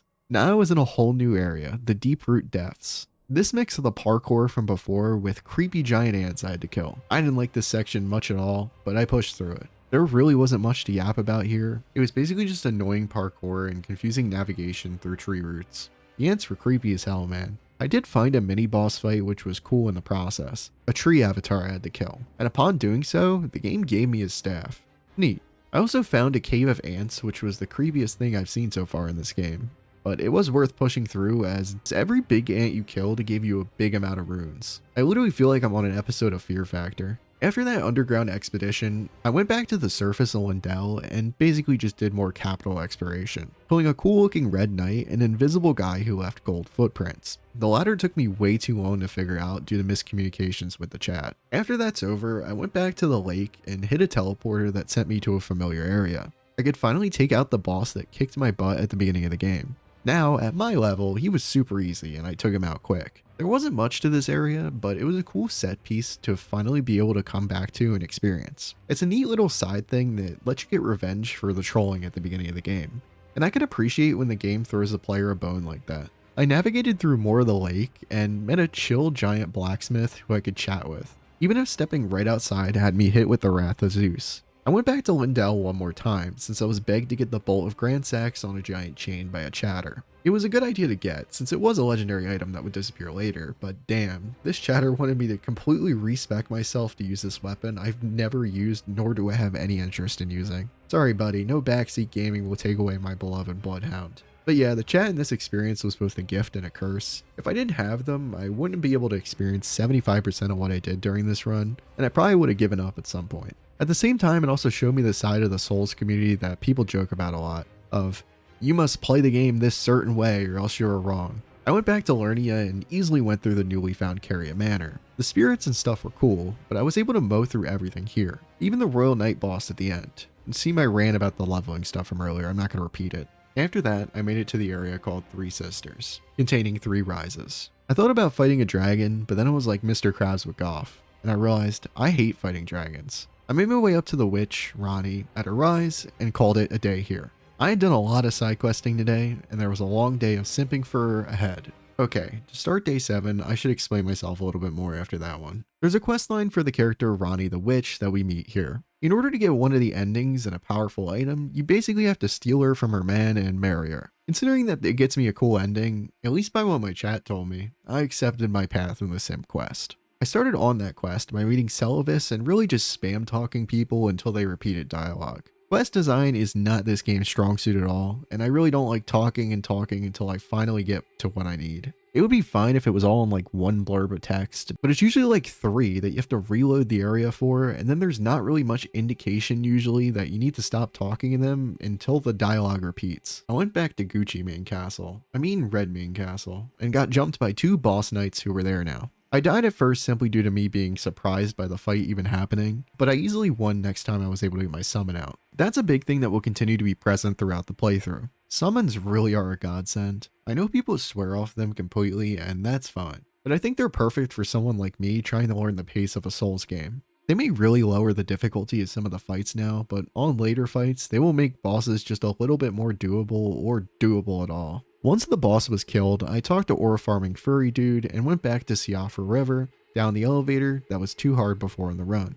This time was much easier as I was able to push through and slay the enemies without much trouble. I found yet another set of statues that I needed to light, much like the ones I did in the other area down here a few days prior. In the process of doing so, I found another elevator that sent me up to a random valley in Khalid. But I have a job to do, so I can't worry about that right now. Doesn't mean I could do that job well, because I could not find the quest item I needed for the life of me. I got frustrated with looking for it, so I just went to fight the boss in the area. It was yet another repeat, this time of the deer ancestor spirit I had fought before. The fight was a lot easier this time due to my higher level, so it was an easy one and done in the books. Even after the fight, I ended up getting lost for a bit before eventually making my way to the Nightseeker ground again, where I was chased by a giant boulder. Outside of navigation, it was pretty easy though, as it was basically just killing the goop guys again until I opened a chest containing the item I needed so I could return to Ronnie. Once giving her the blade I found from the chest and conversating for a bit, I received an hourglass statue and had to make my way to a giant tower in Lernia. There is one entrance to this giant tower, so what do you think happened again? If you guessed that I got lost, then congrats, you're paying attention. In the process, I ended up accidentally finding the town where the pot people like Alexander live. The town itself was cute and kinda wholesome, but after some of the dialogue, this is really when I started to notice the weird finger thing by now in the run. After a bit of idiocy, I eventually found my way into the Carrion Study Hall, a huge creepy library type thing. It was really annoying parkouring around while hand spiders and magic archers attack you since the majority of this area took place on ledges. Eventually, after some parkour fails, I made my way out of the hall and onto a bridge. It was here that I fought a Godskin Noble mini-boss, who actually wasn't too tough this time, not only due to a higher level, but also due to the fact that he didn't have pillars to protect him this time. After taking him out, I also ended up getting a lot of his gear, which was cool. After that, I rode up an elevator to the Divine Tower Alernia and got the next quest item I needed. I again made my way back to Ronnie, who wasn't there, so then I went up Rennie's Rise, which contained a teleporter. This teleported me to the Ainsel River, where Ronnie would now talk to us through Sights of Grace like Melina does. This was much like the other river I've shown a lot of, just with a lot less eye candy and more regular caves. I had to run past a super death laser guy and fight more creepy ants to get to Noxtella, another eternal city. There was a lot of solid loot here that I was able to get, but the process of getting it was pretty standard, with it mainly just being fighting goop enemies in an area we've mostly seen before, and also a boulder in one room for some reason. I looted the whole area and made my way down another elevator to go further down the river. One thing I will give the game credit for is that the areas really do feel endlessly expansive sometimes. You'll go into a single area and then end up making your way through 4 new ones before you get to an actual dead end, or more likely just an area you've been to before in a new way you haven't thought about. Once down the elevator, I had to fight annoying deathblight frogs until I got out of the small caves. After that was a surprise I wasn't expecting. I had to fight an evil version of Blade. He wasn't too bad combat-wise, but I did feel bad about taking his girl so hard he literally went crazy. I grabbed a key off his body, spirit, or something, I don't know, and took another elevator further down. Once I got down again, I entered Hell, the Lake of Rot. It was a huge underground lake covered in scarlet rot that I had to traverse to activate a few buttons by standing on them to get to the next area. This sucked hard. There was also a side boss in the lake that I immediately skipped as soon as chat told me he wasn't a main boss or had an achievement or anything. Look, I love a good fight, but it ain't too fair when I gotta deal with a basically permanent status debuff just to fight him. Eventually I hit everything I needed to and made my way into the Rot Waterfall Temple area after the lake. This was a cool looking area with a lot of cool underground bug people that most people aren't even gonna encounter. I parkoured my way down the wall and died a few times in the process. This was because of the rot still being an issue, and the temple bug worshipper guys still being a little hard. I ran past them and stole their stuff out of a chest, and before they could respond, I then took a ride in a coffin down another waterfall. I love committing robbery and then Grand Theft Auto. There was a boss waiting for me once I got out, Astel, a giant bug creature guy. He really wasn't too hard. He basically just fit under how the giant creature boss fights have gone so far, and I got him first try. His design was sick though, as he mixed some of the ethereal and beautiful bug parts with creepy skeleton parts for a design that should seem very abrasive and not work, but it does. After the fight, I went up an elevator to the surface to get to the Moonfolk Ruins, and ran past another dragon that wasn't worth fighting. We finally found the reward that we were looking for though, and found a hole. It wasn't just any hole, it was a hole that had Ronnie's real body. And since I finally found it, I could put the ring on her finger and marry her. Considering I'm skipping a lot of the lore reasoning with this seems rather odd and creepy, but I'm gonna try not to think too hard about it. With that, the simp quest was over and I could get her ending. Once I made my way back to Ronnie's Rise, the real Blade was waiting to jump me over taking his girl, and I beat his ass. Sorry man, if you could actually fight, then maybe you'd still have her. Despite that, in honor and respect of his great aura farming, I put on the fur coat and rocked it for the rest of the game. That is also kind of crazy to think about though. Killing your homie's girl, killing him, and then rocking his clothes. Sucks to suck, I guess. I also took that lame-ass Saluis' stuff just for good measure. I considered starting the Potboy Alexander's quests, but there was some other stuff I wanted to get out of the way first. I did go back to the Siofra River to pick up a cookbook that I would need for him later though. But before then, I had to make my way to the new area I hadn't touched yet, the mountaintop of the Giants. This area is yet another part of the world that feels like a whole world within itself. A cold, snowy, unforgiving mountain with lots of dangerous enemies. However, I made my way up and across a narrow bridge just to ignore most of the area's content for now. I actually immediately went to go do the final Volcano Matter jumping quest quickly so I could finally turn in that last quest for that quest line and go to the final boss of that area. This allowed me to finally go in and start the fight with the God-devouring serpent. From a design standpoint, this guy is awesome, being a giant fire serpent befitting of the area he concludes. From a gameplay standpoint, this guy was the most interesting fight so far because I quickly realized the only way to kill him is by using the special Serpent Hunter Spear. It was a panic the first time to realize and adapt to that, but I did get surprisingly close. I used that knowledge to go to the round table hold and upgrade the spear 3 times along with my Mimic tier. This allowed me to get him to the second phase quite easily. The second phase showed that he really is Rykard, and rather than describing the boss fight, I'll just show you it. I'm gonna just summon my Mimic tier so he can just like take hits while I do what I need to do.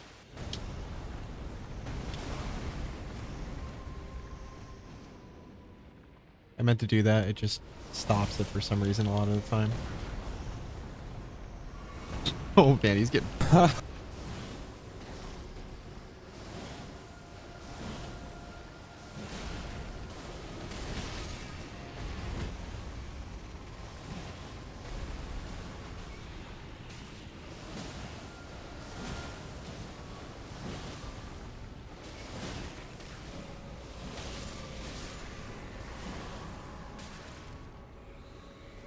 I got him. Mimic Tier, you did no damage, but you were a perfect distraction. What the f- Alright, man, I have to fight someone else? Come on, man.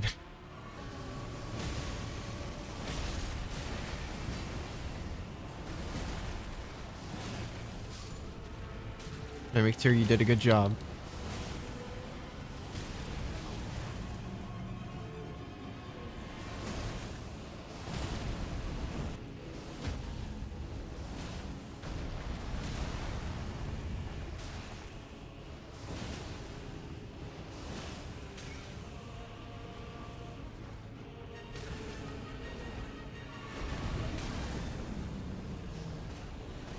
What the f is going on? Arby! Arby! Arby! Arby! Keep going!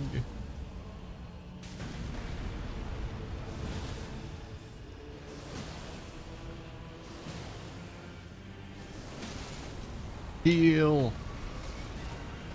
More! Push! Push! Oh. Janky has boss weight, bro. That was funny. That was quite silly. I talked to the receptionist lady of the manor, and she thanked me for my serpent slaying service. My chat told me to go back to the boss arena, and when I did, I went back to her eating him, so I don't even know what to think. I made my way up to the mountaintop of giants to explore more and made my way into the Spirit Caller cave, and immediately decided this was a later issue. I didn't understand the gimmick of this cave yet, so it was very frustrating how much I was dying here.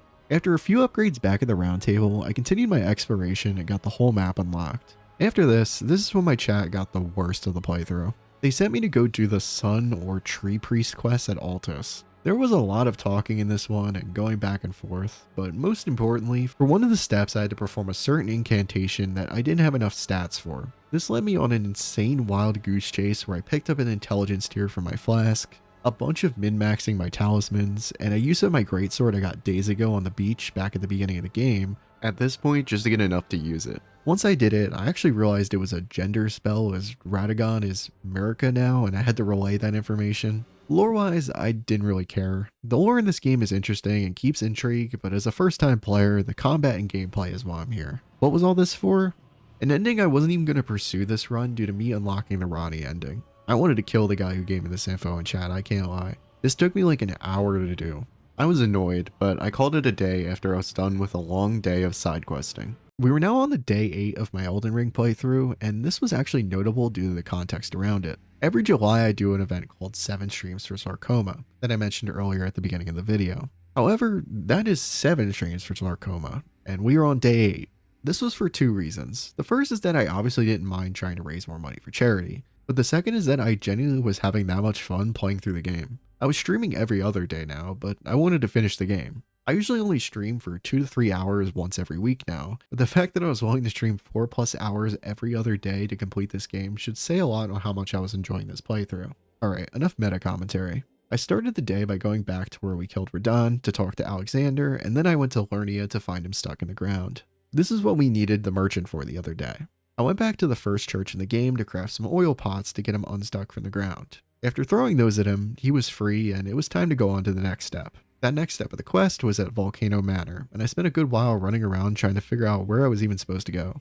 I killed 2 easy side bosses on the way and eventually found out that I had to take an alternate route towards the manor. I needed to start from the Altus Plateau and work my way through a dangerous ravine to get to the next part of Volcano Manor. What sucked about this process is that the Deathblight enemies were also here, which I really didn't want to deal with again. Once I made it outside of the manor, I got jumped by the magma worm, which was particularly hard because I had to fight him on a giant pool of lava. This wasn't anywhere near as bad as the Rot Lake though, since I had a pretty easy strategy to deal with it. That strategy being, luring him out of the lava and ganging up on him with my Mimic Tier, which took him out pretty easily. After I was able to conversate with Alexander, and that marked the end point of this quest for now. Going back to the mountains, it was time to continue on the main path in the story. I jumped a bloody finger dude and killed him, but okay, never mind, we're going back to Limgrave now. Even looking back at the footage, I'm gonna be honest, I don't remember why I did this, but I killed the tree sentinel I avoided at the beginning of the game, so that was fun. I went in a cave, 2-hit the bosses since I'm a late game character in an early game area, and then made it to the Church of Dragon Communion. I do remember that a lot of the stuff I was doing was side stuff before I made it into the final stretch of the game. Did any of it matter? I don't know. I was probably just mindlessly following some advice the chat was giving me. I went back to Stormvale and fought through and finally opened the main gate that I forgot to get in the time I was there. I also did some parkour down and killed a Crucible Knight. Why? I don't know. That's the danger of backseaters. You look back in hindsight and realize you just did a bunch of nothing because someone else felt like it. The next thing on the side tangent checklist was a dungeon in the Altus Plateau, the Ariza's Hero's Grave. Despite the time I had spent on this game, I hadn't really gone to a traditional dungeon before. However, I think this dungeon was the closest I've been to crashing out in this game, even more than some of the hardest boss fights. The whole thing involves giant death machines you can't kill and have to avoid while skeletons harass you. Fast parkour you have to do, and areas filled with evil death frogs. It was like it was specifically designed to be my worst nightmare. It took me countless deaths over and over again until I eventually figured out that I was supposed to hit a pillar that would kill all the giant machines. I thought, alright, at least I only have the boss left. It was 2 beefed up Crucible Knights that immediately killed me. I basically needed the Mimic here, so it was a fair 2v2, but once I got that, they had some really tough moves to dodge, but I eventually got it and slayed them both. I went back to the Siofra River and made my way back up the elevator I found while on the Ronnie quest that led me to a ravine in Khalid. I went up the ravine and went in front of a huge building where I had a challenge to defeat 3 NPC invaders in a row. This was tough due to me having to do them back to back to back, but I was able to push through and do it without too much trouble. What did I get for it? All I got was a talisman I probably won't even use. Now I was able to continue the main story as I explored the mountains a bit more and encountered the next major boss, the Fire Giant. This guy was huge, looked like he came out of the God of War reboot games, and had a huge boss area with it. This is where the game really tries to involve the open world in its boss fights. Most bosses before were what you would expect in a traditional Souls game in a small room at the end of a dungeon-like area. This boss fight was a giant field that was so big that you could ride your horse around in it. I was able to get him to his second phase first try, but I got absolutely body slammed by him after. This guy took me a while to even get close to killing. The sheer size of the arena and him were hard to deal with and avoid. One thing did help that I did realize. I could summon Alexander to come help fight with me since I did his quest. This really helped with keeping the pressure off of me since it was now a 1v3 and felt very similar to the Radahn boss fight from earlier in the playthrough. But it did slow the amount of attempts I could do since I had to wait for him to get his ass in gear. I kept getting really close over and over with this boss, but I wasn't too frustrated because I kept getting really close to killing him. Normally that closeness would make a person more frustrated, but for some reason I was completely zen. A person in my chat was crashing out at me though. I'm tired of doing side quests, man. I want to progress the story. Everyone in here is telling you to chill out. I appreciate that the fact you're trying to help me, but also like I need to like I want to like do my own thing too. I want to have my own sense of free will. Look, man, if me not following your exact thing that you want me to do is making you not want to be here anymore, then I don't know what to say. At the end of the day, it's a stream for everybody, not just for you, man. Oh my god, I feel like I gotta sneeze. Oh no.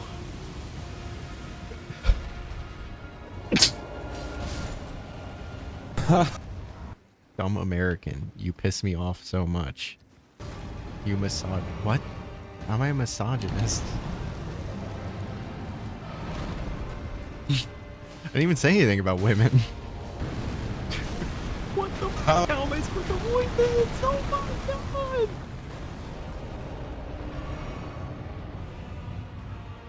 Alright, man. Whatever helps you sleep better at night.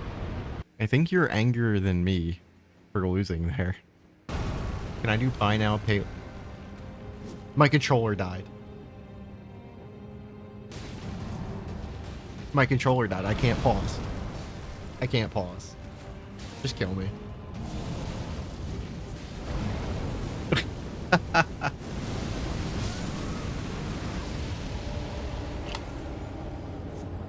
He will fire giant controller stuff. I knew that was gonna happen at least once this run. I'm surprised it took that long. It took like what? I've been playing this for 30 hours. It took 30 hours for my rechargeable batteries today. I don't really care that I lost that one. What? Dude, I'm getting evil maxing, bro. I mean, we can tell. Yeah, I mean, that's why I'm telling you what I'm telling you, bro. Not that deep. It was also hilarious that my controller died and I lost connection to the servers during it. It's like everything was against me. Once I logged back on, I was able to beat him. He was not too greatly designed in my opinion, but it was whatever. Ow.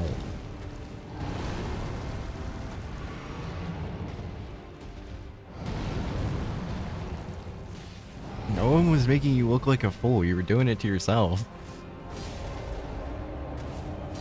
We were just saying, hey, we don't really want to do that thing right now. That's it. It's okay to be wrong sometimes.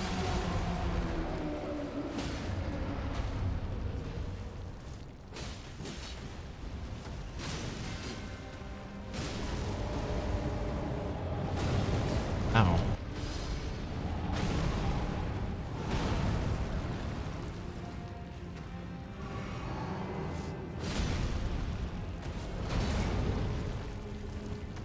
Dude, I need to put my Amiri jeans and my next few level ups on a Klarna, bro.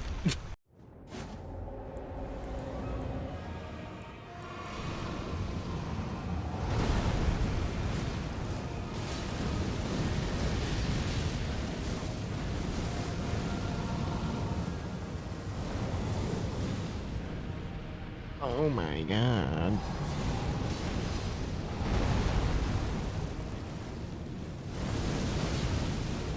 It's everywhere. It's all over the screen.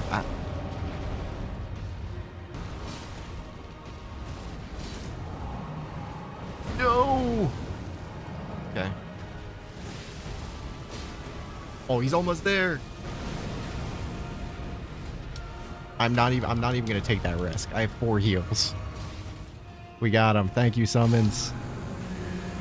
Defeated the fire giant. Let's go. After taking him out, I made my way up the mountain and somehow died in climbing, but more importantly, this was a no turning back point for the game. At least for some parts of it. I decided to really make sure I was done everything I had to finish first. I made my way back to the mountains and into the spirit caller cave that I tried a bit earlier with the annoying gimmick that I had to target some spirit snails to stop the other enemies. Once I figured out the gimmick though, it was pretty easy and it was hilarious that the final face of the boss was just a regular snail. Then I went back and committed the cardinal sin or something and let Melina go Super Saiyan and set the tree on fire. This sent me to crumbling Farum Azula, a really cool set piece of a city set in a giant raging storm or tornado. This area finally matched up to the level I was at, so the game would go back to being a pretty consistent challenge from now on in all future areas. I also realized I hate fighting dragons. I mentioned this earlier, but they really do suck to fight. Before then, I realized I forgot a little bit of side stuff. That side stuff was me continually failing to jump off the Forbidden Lands elevator. I eventually locked in though and made the jump to get a blade I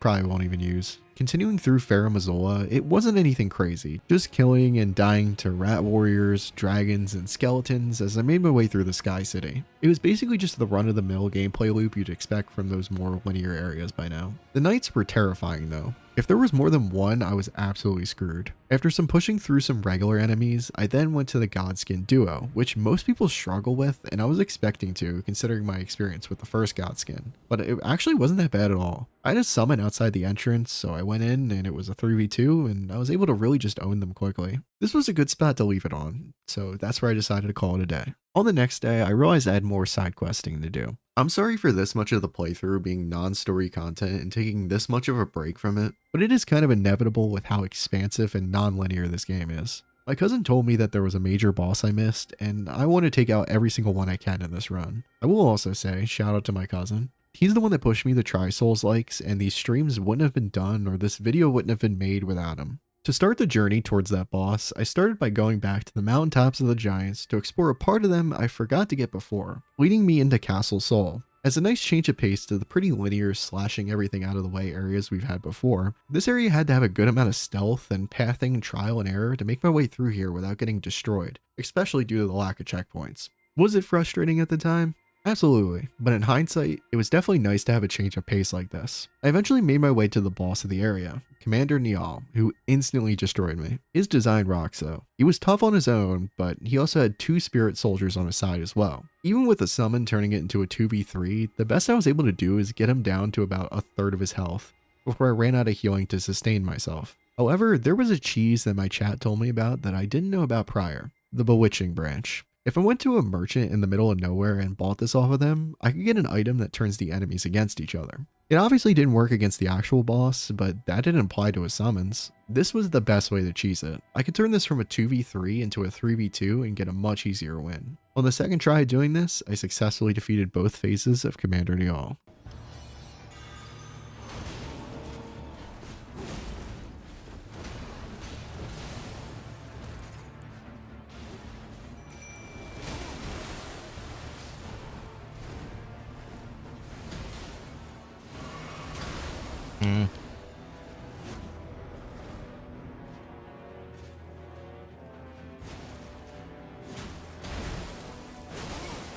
Back up, back up, back up, back up, back up.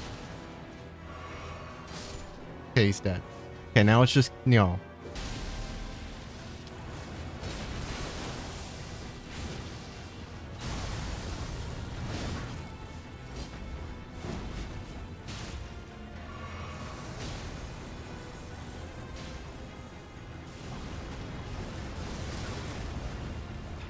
I thought I was safe to run up.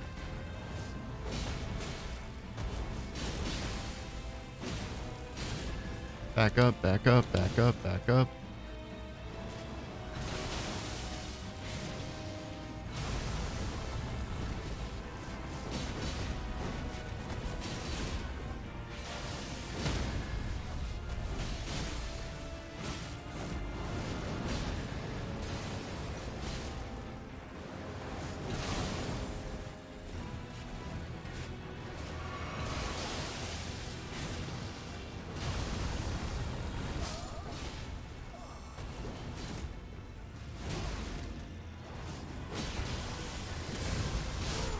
You.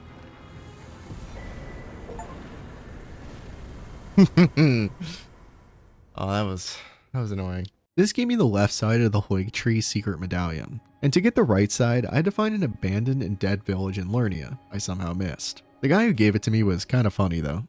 Hit the pot? Okay. I love being over level. Please no. After this, I went back to the Grand Lift of Rold to hold up the medallion. This was basically the equivalent of finding the secret button on an elevator, as it led me to the hidden path to the Hoig Tree. This new route led me to the consecrated snowfield, which unlocked the last major part of the map. There wasn't much here except snow and more snow, but I killed an invader and got the top smithing stone to upgrade my sword to max level. Eventually, I made my way around the snow until I found a teleporter on a cliff.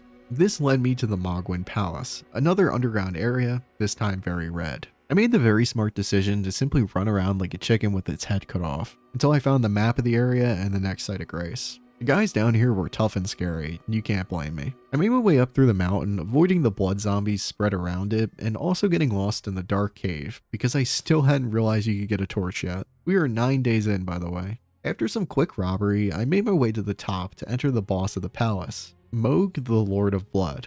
Despite his cool design and blood powers, I actually almost beat him first try, but an attack that inflicted a bunch of blood loss quickly that also healed him killed that dream. The attempts after that weren't as easy, but it usually just involved him killing me with his blood loss attack once I did enough damage. I eventually was able to kill him straight up due to brute forcing damage before he could even hit the attack. Oh fuck, I forgot to hit my summon, damn it.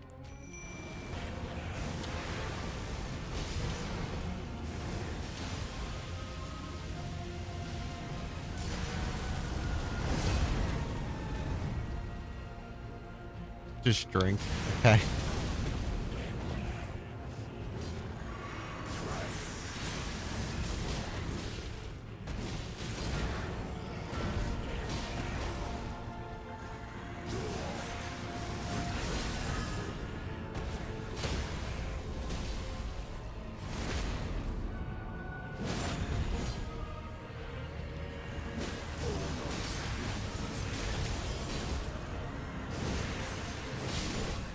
Didn't even need it.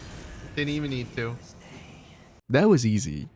Wait, that was a major boss? Yeah, I don't know how to feel about this because while I do think I cheese the boss to an extent, especially because a lot of the streamers I've seen get to Moog struggle, but at the same time, it did feel a bit anticlimactic. At the back of the boss fight was the teleporter to the DLC area. I didn't have the DLC when I played, so I didn't interact with it, but if this video does well and enough people in the comments ask for it, I'll do the DLC stuff. After killing Moog, I went back to Farum Azula to explore a bit more and continue further, but I can't really say much except it had even more cool environments and lots of enemies that hit hard. I did meet Alex the Pop Boy again, and this time he wanted to fight me to a duel. I beat him easily, and it was sad since I didn't want to kill him, but he wanted a good fight as his final request, so I gave him his wish. In return, he shattered and I got the Shard of Alexander talisman, which really helped me with my sword. So even if you're no longer here, Alexander, you're still here in my heart. After some more exploring and avoiding dragon fights, I found another Crucible Knight, and oh my god, this dude was annoying. He had the same moves as the one in the dungeon, but this time in a more cramped and annoying arena. It took me as many attempts to beat this guy as it did to kill Moog. That's insane to me. There were so many more dragon fights to avoid, but I eventually couldn't avoid one. And this time it was one where I had to do a 1-minute parkour down some rocks while some enemies chased me to go lay down in a tornado to go fight the Dragon Lord Placidus Axe. This guy is a giant dragon who does what you would expect from a dragon, as well as having big AoE attacks and deadly sky attacks in a giant arena. Honestly, despite my hatred for dragons in this game, this boss fight was stressful yet really fun. It was the first time in a while that I had been really challenged by a boss in a way that felt fun and engaging. The winning attempt was even crazier too. Alright, let's go, man. Oh, already taken unfortunate damage, man.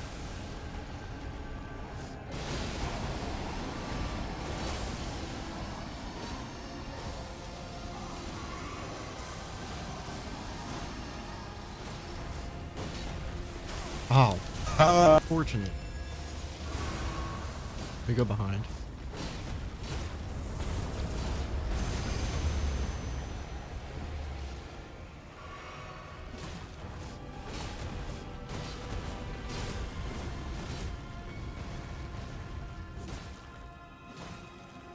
There we go. Good hit.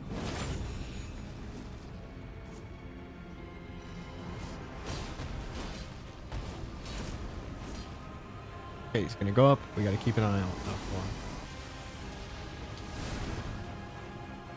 Okay.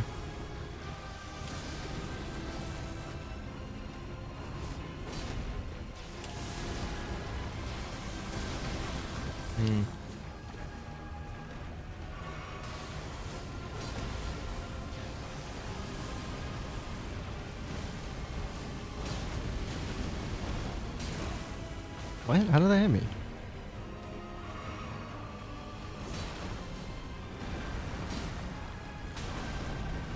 This is not looking good, man.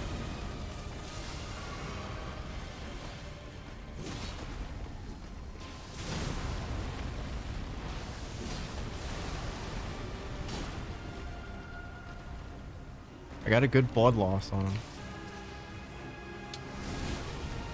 I don't know how that hit me, but whatever.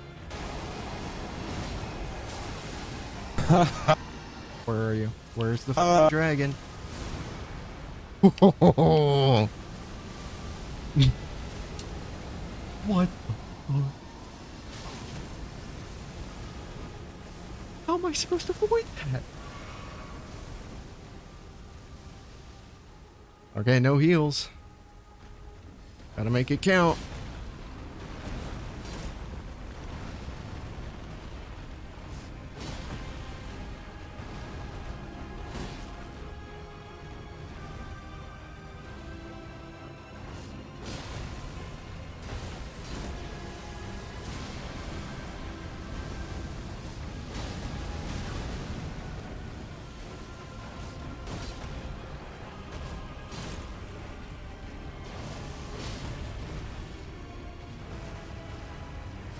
You. Nice. Oh, wow. Oh, that was nervous at the end of that one, man. I thought I was gonna fumble that. Oh my gosh. I'll give credit where it's due, this was definitely my favorite boss fight so far. After this was our favorite game of, is the chat wasting my time? I went to the Bestial Sanctum to do some horse parkour over and over and over again. This was because a guy in my chat told me to. What for? A weapon that wasn't even legendary. This chatter was the same one that sent me on the Sun quest and got mad at me during the Fire Giant, so this pissed me off even more. Back to Farum Azula, I didn't realize I stopped right before the major boss of this area. The Beast Clergyman, a guy you feed Deathroot to earlier in the game. I gave him one earlier, but I didn't really mention it because I didn't find him that important. I owned him the first phase. The problem is the second phase, where he transforms in the Malekith, the Black Blade. His design is absolutely badass. However, he has brutally quick and hard attacks that caught me off guard with little room for punishment or counterattacks. But I got him really low on the first try, which gave me a lot of hope. The issue was, that was the closest I would get for a while. I went back over and over and over again trying to kill him, not helped by the giant knight I had to avoid on the run back. I tried fighting him to get him to despawn, but he was even harder than the boss inside, so I gave up quickly. It was basically the tree sentinel I had fought to get in the capital, but just buffed to be twice as hard. It was to the point where I couldn't even consistently get to the second phase anymore, which took the wind out of my sails, but I kept pushing on. Eventually though, I got this run. I don't know how I got such good runs at the beginning when this stuff is happening. Maybe it's just the frustration, honestly. I need to chill a little. I can't even run behind the pillar. There we go. I'll try it though next time. I want to try this strategy first.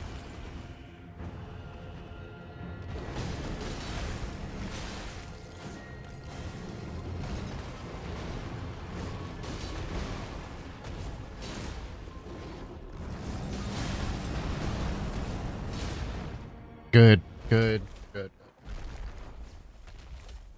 Oh yeah, I didn't even realize. Okay.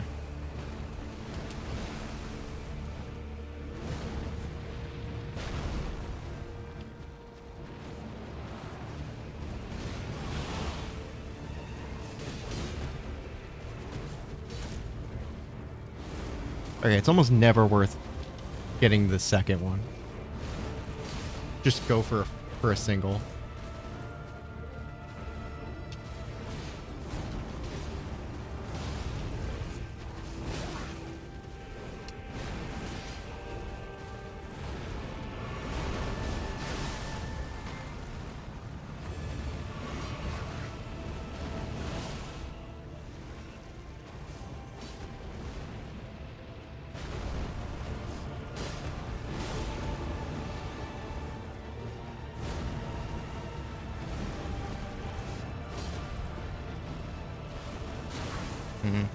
Bad dodge.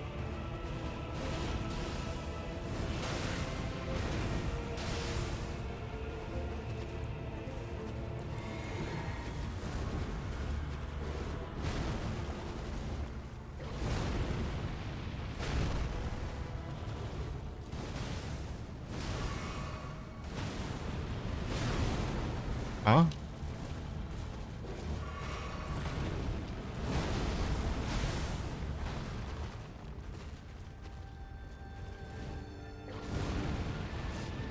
Bad idea.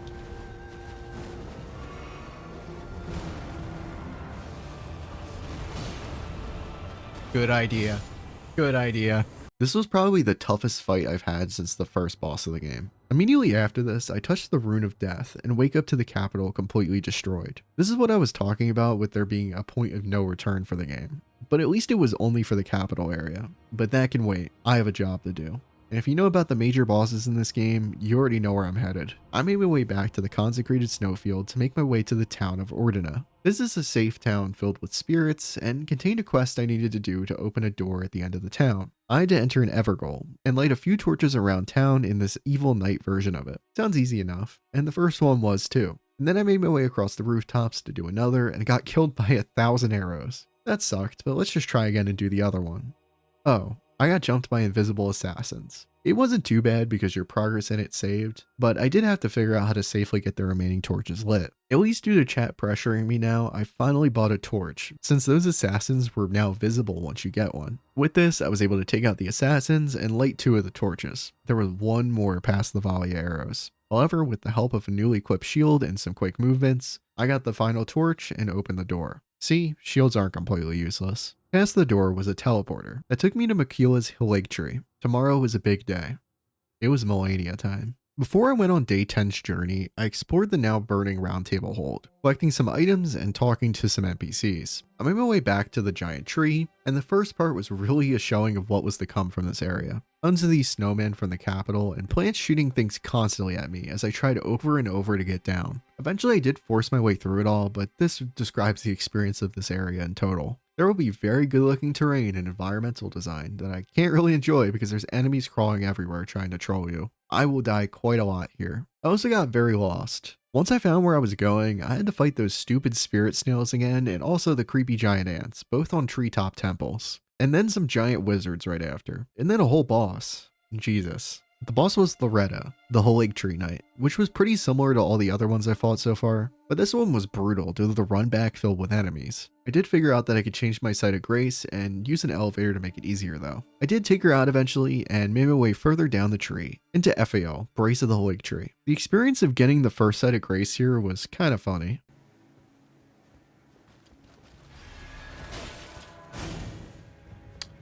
No offense, man. Dude, I'm worried about my grace. The goal was still to make my way down the tree as far as possible, but this time I was backdropped by a very beautiful castle-like environment and tons of knights that wanted me dead. I was very much running around like a chicken with its head cut off trying to find a site of grace at the end of that kingdom area. And even when I did end up finding one, I died before I could get it. Once I did get the site of grace though, I backtracked out of it and checked out the even lower area of the kingdom. It was just darkness and hands jumping me, so there wasn't really much there that was useful to me at least. I made my way further into the tree, but because this whole area feels like a huge troll, there's a scarlet rot pool that I have to walk, or rather roll over. Once past that, I went through a sewer and did some roof parkour to drop into a church. I actually realized there would be something here that would be very useful to me before moving further into the tree, but the enemies in the church really wanted to fight to keep me from it. After a few attempts at it, I made my way outside and got the ghost glower bell bearing. I could give this to a merchant at the round table hold to get materials to upgrade my summons even higher, which I was definitely going to need. With this, I got my mimic tier to max level. Going back on the beaten path, I went down an elevator and knew it was time. Fun fact, the first time I ever played Elden Ring was at a Halloween party with my cousin, where he left his character here, booted up his PS5, handed me the controller, and said beat the boss. It was time to get that redemption against Melania. As soon as I walked in, this happened. Alright. God help me. Wow, this really brings me back to the first time I ever played Elden Ring. Well, I'm about to know it. Oh no! Let me go! This was an omen of what to come. Oh wow. Crazy attack.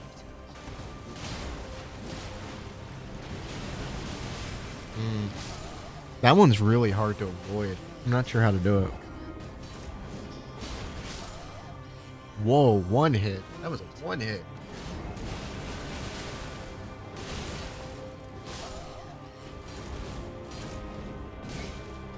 Oh, command grabbed. After a bit, I did get the phase 2, and yeah. Not as hard as Rick, Soldier of God. Oh.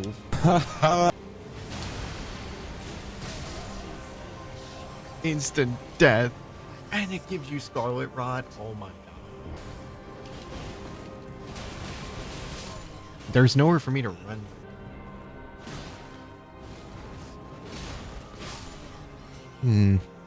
That was probably not going to be a good run anyway. Yeah, I think this is not a good run.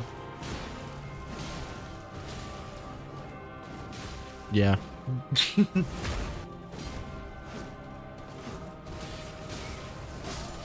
Oh, damn it, man. I got too greedy.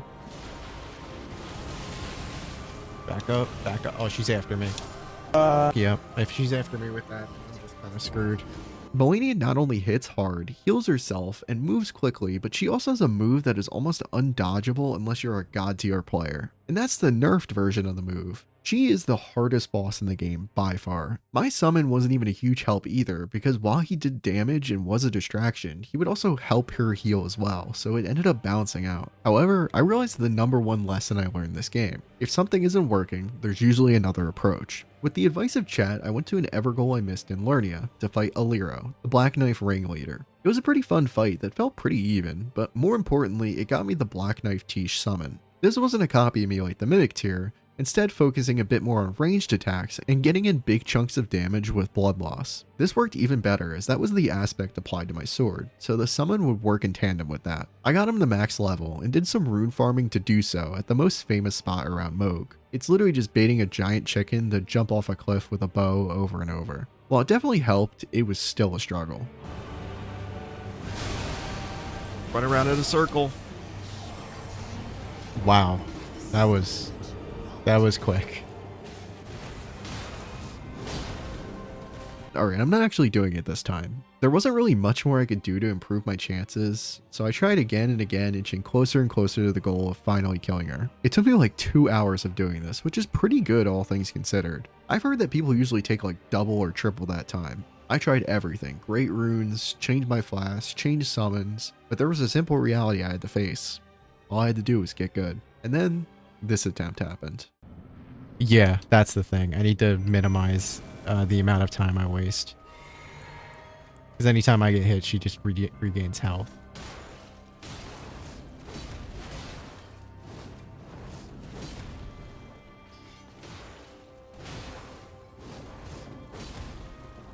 I keep whiffing.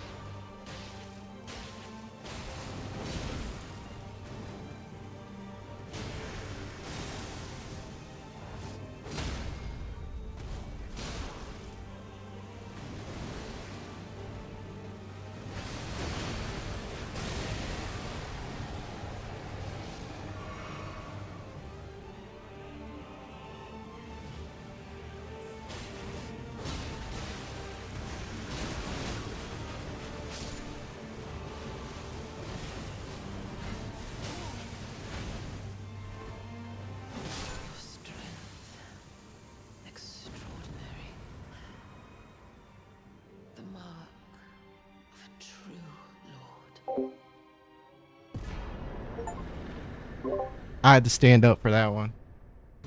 Yeah, I have to make it dramatic. My guy died, I'm at like 1 health. Oh man, that was brutal, but damn, it felt good to beat. There were still some other things to do though before we continued into the capital. I activated Moog's rune quickly, even if it's not very good due to it just kind of activating a weird lifesteal damage boost and like blood loss thing. I went back to the first area of the game and then opened a mimic chest that sent me to a new area of Lindell, and hit another teleporter that sent me to the isolated tower to activate Millennia's rune, which is also not very good due to only granting a little bit of lifesteal. I then went back to Nokron to take a hidden path to the Siafra Aqueduct. I had to fight 2 Crucible Knights on the way, but they were pretty easy at this point. I've faced them enough, and I literally just beat the hardest boss in the game. I also found a sad person I could give an armor set to that I wasn't using anyways, so I was nice and gave it to him. This then led me into the fight against the Valiant Gargoyle, which was pretty easy at this point. This is the cleanup gauntlet of me just being way too strong at this point, just fighting major bosses. I'm way too high of a level for basically all these fights coming up. Their design and idea was cool though. After the boss, I rode a coffin up a waterfall, which was kind of funny as hell. This took me to the deeper depths, which I already completed. At least that's what I thought at the time. My cleanup quest took me to the Ainsel River now, to take the other path I hadn't gone yet, and the ants still were just as annoying. I went back down to the Ul Palace ruins, I don't know how to pronounce that, and surprisingly enough, the big scary guy right when I dropped ended up being a total pushover. I made my way through the ant caves up until another boss, Dragonkin Soldier of Noxtella. I killed him in 4 hits.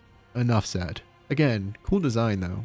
After that, I actually went up the Grand Lift of Dectus, how I was supposed to get into the Altus Plateau, and made my way into a secret passage near the Evergall I kept falling over and over to get to much earlier in the run. This brought me to the Shaded Castle, completely covered in poison. I really don't have much to say about it. It was just another castle dungeon where I made my way through it quite easily due to my level. Once at the top, the boss was actually pretty interesting. The Elmer of the Briar. Mainly because the room you fight him in is insanely small. This would have been a crazy boss fight earlier in the run, but due to where I was in the game, this was still insanely easy. I called it there for the day, but the game was almost done. For the final day of the playthrough, there was still a little more cleanup to do to get the rest of the major stuff done. There was a whole area in the deep root depths I hadn't explored with the last major boss that wasn't in the capital. I had to do some tree branch parkour to get to it, but before then, I finally realized you can actually take down those giant walking clock tower guys by destroying a few weak spots on them. Once you go in, you can duplicate a boss remembrance so you can get 2 pieces of loot from them. This was another interesting mechanic and cool thing to find, but it didn't really benefit me at this point. Once I got into the boss arena, I got jumped by spirits. The first 2 were one-on-one, but it did get a little scary when I got jumped by 3 at once. But I still took them down with no trouble. After that, I have to get hugged by Fia, the deathbed companion. This time I actually figured out how to remove the blessing you get from her. That was actually a debuff. Keep in mind, I had basically played through the whole game with this on me and fought the hardest boss in the game.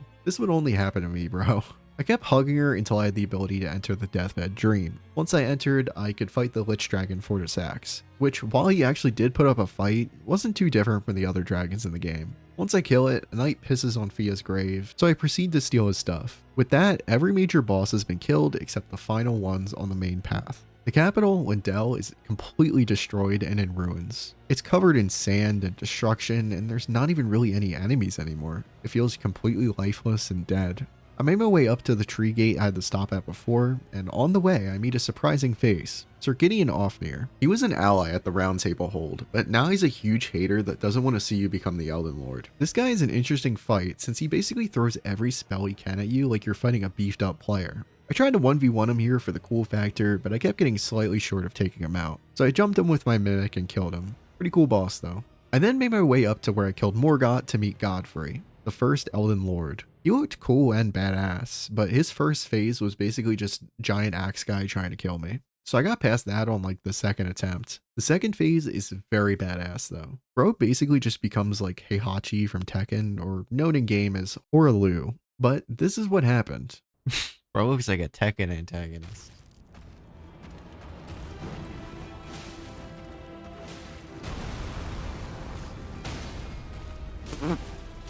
Okay, already?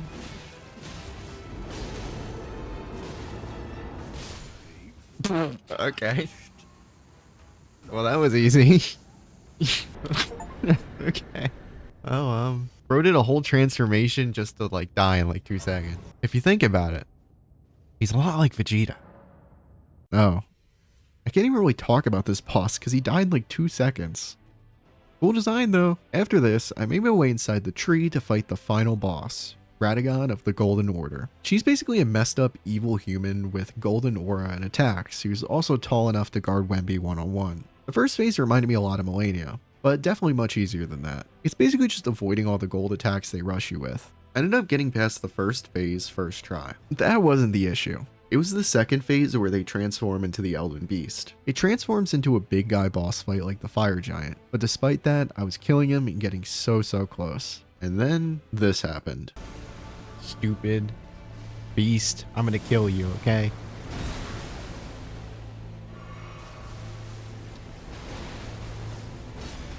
You're done. You're done. No. Don't fumble. I'm just gonna heal up to full just to be safe. And one more. You.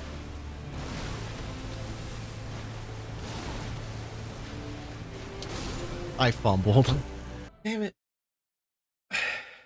I hate the tracking stars, but this was just one thing that would set me back over and over. I would continually get so close no matter what strategy I used, but I would never have enough healing towards the end. And when I got to the second phase, I would have to use my horse to dodge these Toho attacks, and then get laser beamed after doing so, because despite what Jerma says, you cannot dodge on the horse. Much like Melania, it was basically fighting two bosses back to back with no break. This was literally the last thing in the game, so I didn't have much choice other than to just get good. Over and over again, I tried with lightning grease, changing flasks, and using different summons for a whole hour until this final run. Crazy that the closest I got was my first run. Maybe we just need to like go back to basics. What? No, the lightning grease was the fact that I literally did not see like any noticeable change to the damage.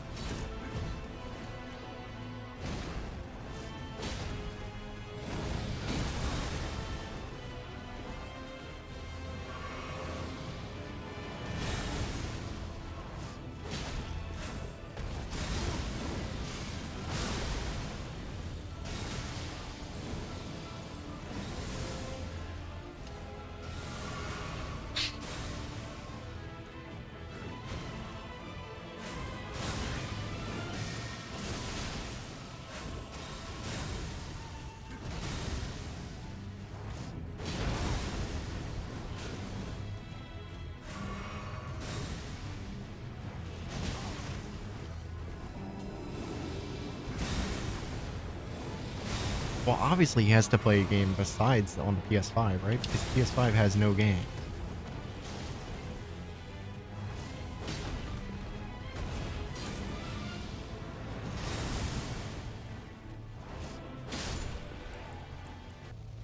Hit him, please. Thank you.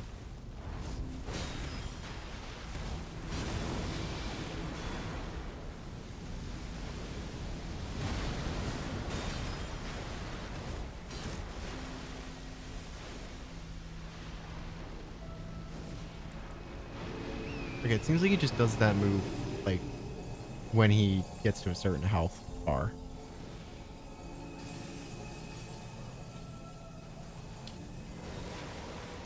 I don't know how I'm supposed to get out of there without getting hit with, while not being on a horse.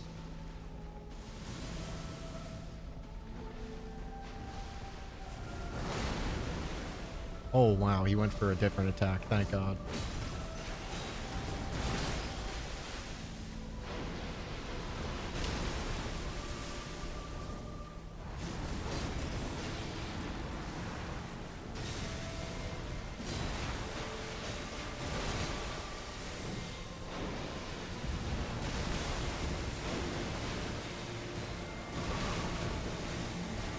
Not now, man.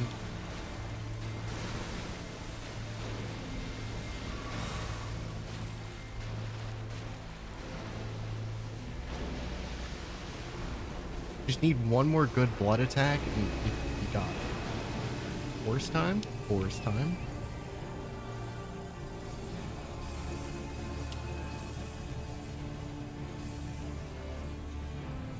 Boom. Okay.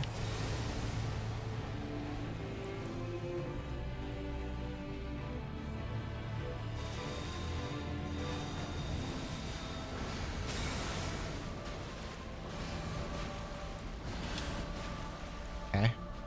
Heal.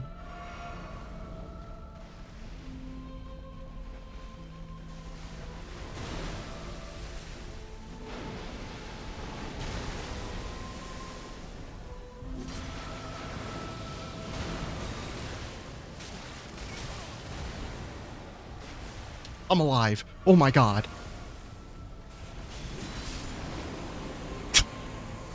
If there's another boss phase, I just don't have any heals. That's the issue.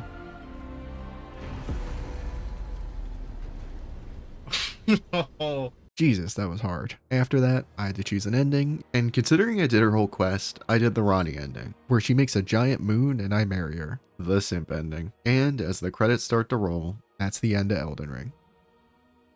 Holy moly, that was a lot of stuff to talk about. I felt like it was definitely really important to make sure I shared my playthrough experience to provide context for these final thoughts. So if you're still here, you're the GOAT. So let's get into my review of the full game. For the good parts, I have quite a lot to say here. The first is easy to say. The art design and direction is amazing in this game. One of my first concerns about it was the world feeling samey all over. It's a problem that a lot of open world games fall into, where despite the size of the maps, they feel very hollow and empty due to their art direction. This game does not have that issue at all. Every part of the map feels distinct from each other in their own memorable way.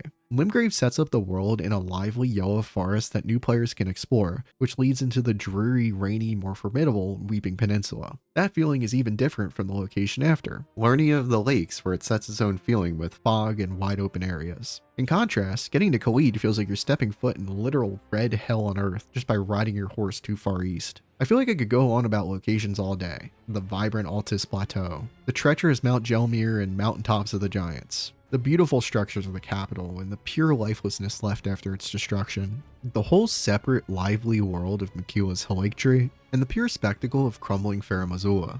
Hell, even the underground areas don't feel like generic caves, and each feel like they have their own identity. Despite this game being an open world game, the designers and artists of the environment really made it feel like there's a dozen worlds inside of this massive, connected one. It isn't just in the environment though. Both the enemy and boss designs feel right up the same alley of greatness. The smaller, more cannon fodder enemies will get less attention, but each feel unique and right at home with the beautiful environments From Software have designed. When I encounter a new enemy, I rarely find myself not at least being intrigued by them and their designs. The unique bosses are where these really shine though. Almost every major boss has a memorable design that really makes the fight stick in your mind. Every boss feels like their own mythical creature 100 times the power you have, with their sheer scale and complexity to their designs. Everyone feels like an ancient deity or monster from the deepest pits of hell. They're able to do this from a tall knight lady in Melania all the way to the huge towering mess of flesh that is Godric. No matter what anyone thinks about the gameplay, I don't see how anyone can criticize the art team and their work on this game. They did an amazing job. Speaking of that gameplay, and more specifically the combat, I'm actually quite surprised I ended up putting this in good, considering this was my first Souls game, but I can't deny how good it is.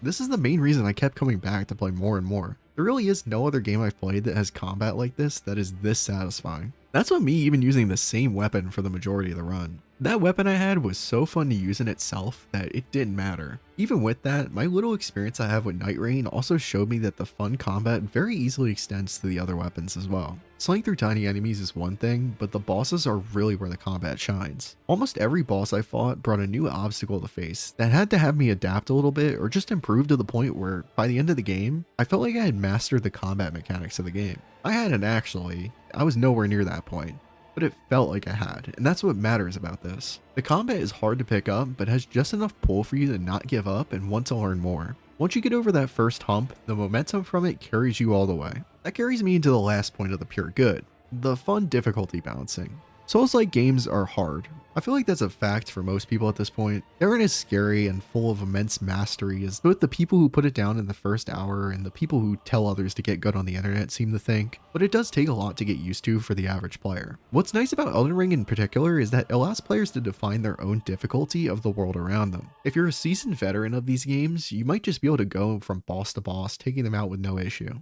However, if you're a newer player, you can take it at your own pace and not only upgrade your character through easier activities and enemies, but also use that as an opportunity to develop a baseline level of skill to take on the harder stuff later. I certainly wouldn't have been so hooked on this game if I wasn't able to explore around and learn the game before taking down my first major boss 4 hours into actually playing the game. At its best, the difficulty balancing in this game is a great invisible hand guiding the player to what works for them rather than a forceful one keeping you a certain way. I think that leads me rather well into the things I find a bit more mixed. The first of which being the other side of the coin relating to difficulty and the open world itself. I praise a lot of the choice in choosing difficulty when it comes to the early game, and I think it works very well there. But in the mid to late game, it gets on a bit shakier ground. Since you're going to be relatively on your own without a guide, you're probably going to be jumping back and forth between areas and difficulty levels in your run. In the best case scenario, this might make certain sections a little easier. But as I encountered in many cases throughout this run, it borderline ruins side content in this game for me. You can give the excuse of it being an RPG, to where you choose what you want to do in what order as well as how strong you are, but I don't think it really works in this game, that main reason being this specific open world design. In other games, there are soft or hard borders based on game progression to provide the player a sense of what they should spend their time on without telling them they specifically need to do certain things. Elden Ring is a game where none of this information is telegraphed to you directly, and thus, you'll oftentimes do things in an order where it feels antithetical to what the game actually expected you to do. This isn't even just with side content as well. I literally did it with Godric and Renoa. I wouldn't want it to be told to us like a Ubisoft game, but like I mentioned prior, some sort of mechanic to raise the boss's level to yours would have done wonders in making the game feel more cohesive. The open world is also a mixed bag for me. It truly is a wonder to explore for the first time when you get to new places. It feels like a magical place filled with tons of secrets and things to find. And when there is that, it feels great. However, after you play it more, the open world is a bit less exciting than you initially expected.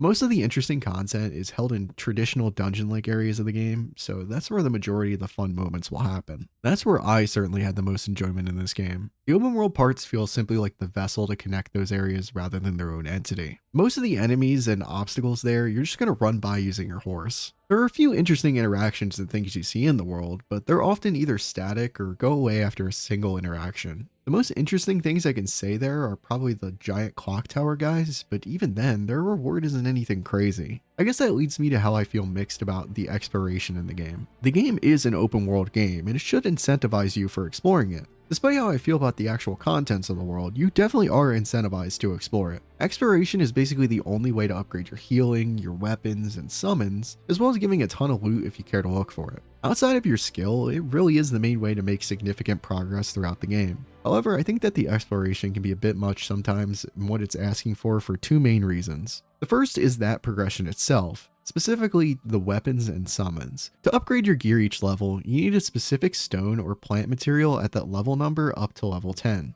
This makes sense and should work in theory as you encounter better materials later into your playthrough. However, the more annoying reality is that you're often stuck trying to get your weapon to like level 8 from level 6, but you're unable to find a level 7 stone naturally through your playthrough. It's highly unlikely you're going to find anything but higher level materials that you can't use for lower levels for the rest of the game. So what do? You look up a wiki map telling you where the stone you need is. I feel like this takes a lot of the fun and magic out of the natural progression they were making with that exploration, if you even falter in their vision once. I'd also think having major content hidden behind what you can consider pretty out of the way exploration is a little odd. I feel like out of these, you could definitely say skill issue to this the most, but some areas that contain major bosses or things in the game being so out of the way is kind of crazy for a newer player, and I wouldn't have got to them without chat or a guide. Another thing I feel mixed about is the summons and their balancing. I think for me, the summons were a huge help in learning the game and progressing. It allowed for me to take some of the heat off from boss attacks and not have to worry about being completely perfect all the time. As a feature, I like it, I'm glad it's here. I just think the game balance is a bit wonky when they're added. Some of the bosses feel like they're trivialized with summons because they don't feel like they're designed for them at all, like the final Godfrey fight or Moog. On the other hand, a lot of the harder bosses feel like they would have been impossible for me without the summons. The first thing that came to my mind was the fights with Commander Niall and Melania. I don't know how I would have done them without help from summons. That's what's frustrating about the design. I don't mind if the gameplay is built around summons, but the difficulty should be consistent in that. The last thing I was mixed about was the story and lore. I will say that the lore in this game is good, well written, and intriguing. I haven't engaged with it much outside of the occasional YouTube video and this playthrough, but it is definitely well done from that standpoint. Even in the playthrough, I was thinking to myself about the story behind the world and the characters in it and how they all had their own part to play. The lore is definitely not the problem here. I think the issue here is in the main story. I just didn't find it particularly interesting. Your main goal is to become the Elden Lord by taking out demigods throughout the story, and are led by Marika along that journey. There's a lot more nuance than that, but realistically for most people, that's the most the story asks you to engage with it, because ultimately it serves as less of a story on its own and more of a vessel to get the player from point A to point B. Is there anything super wrong with that?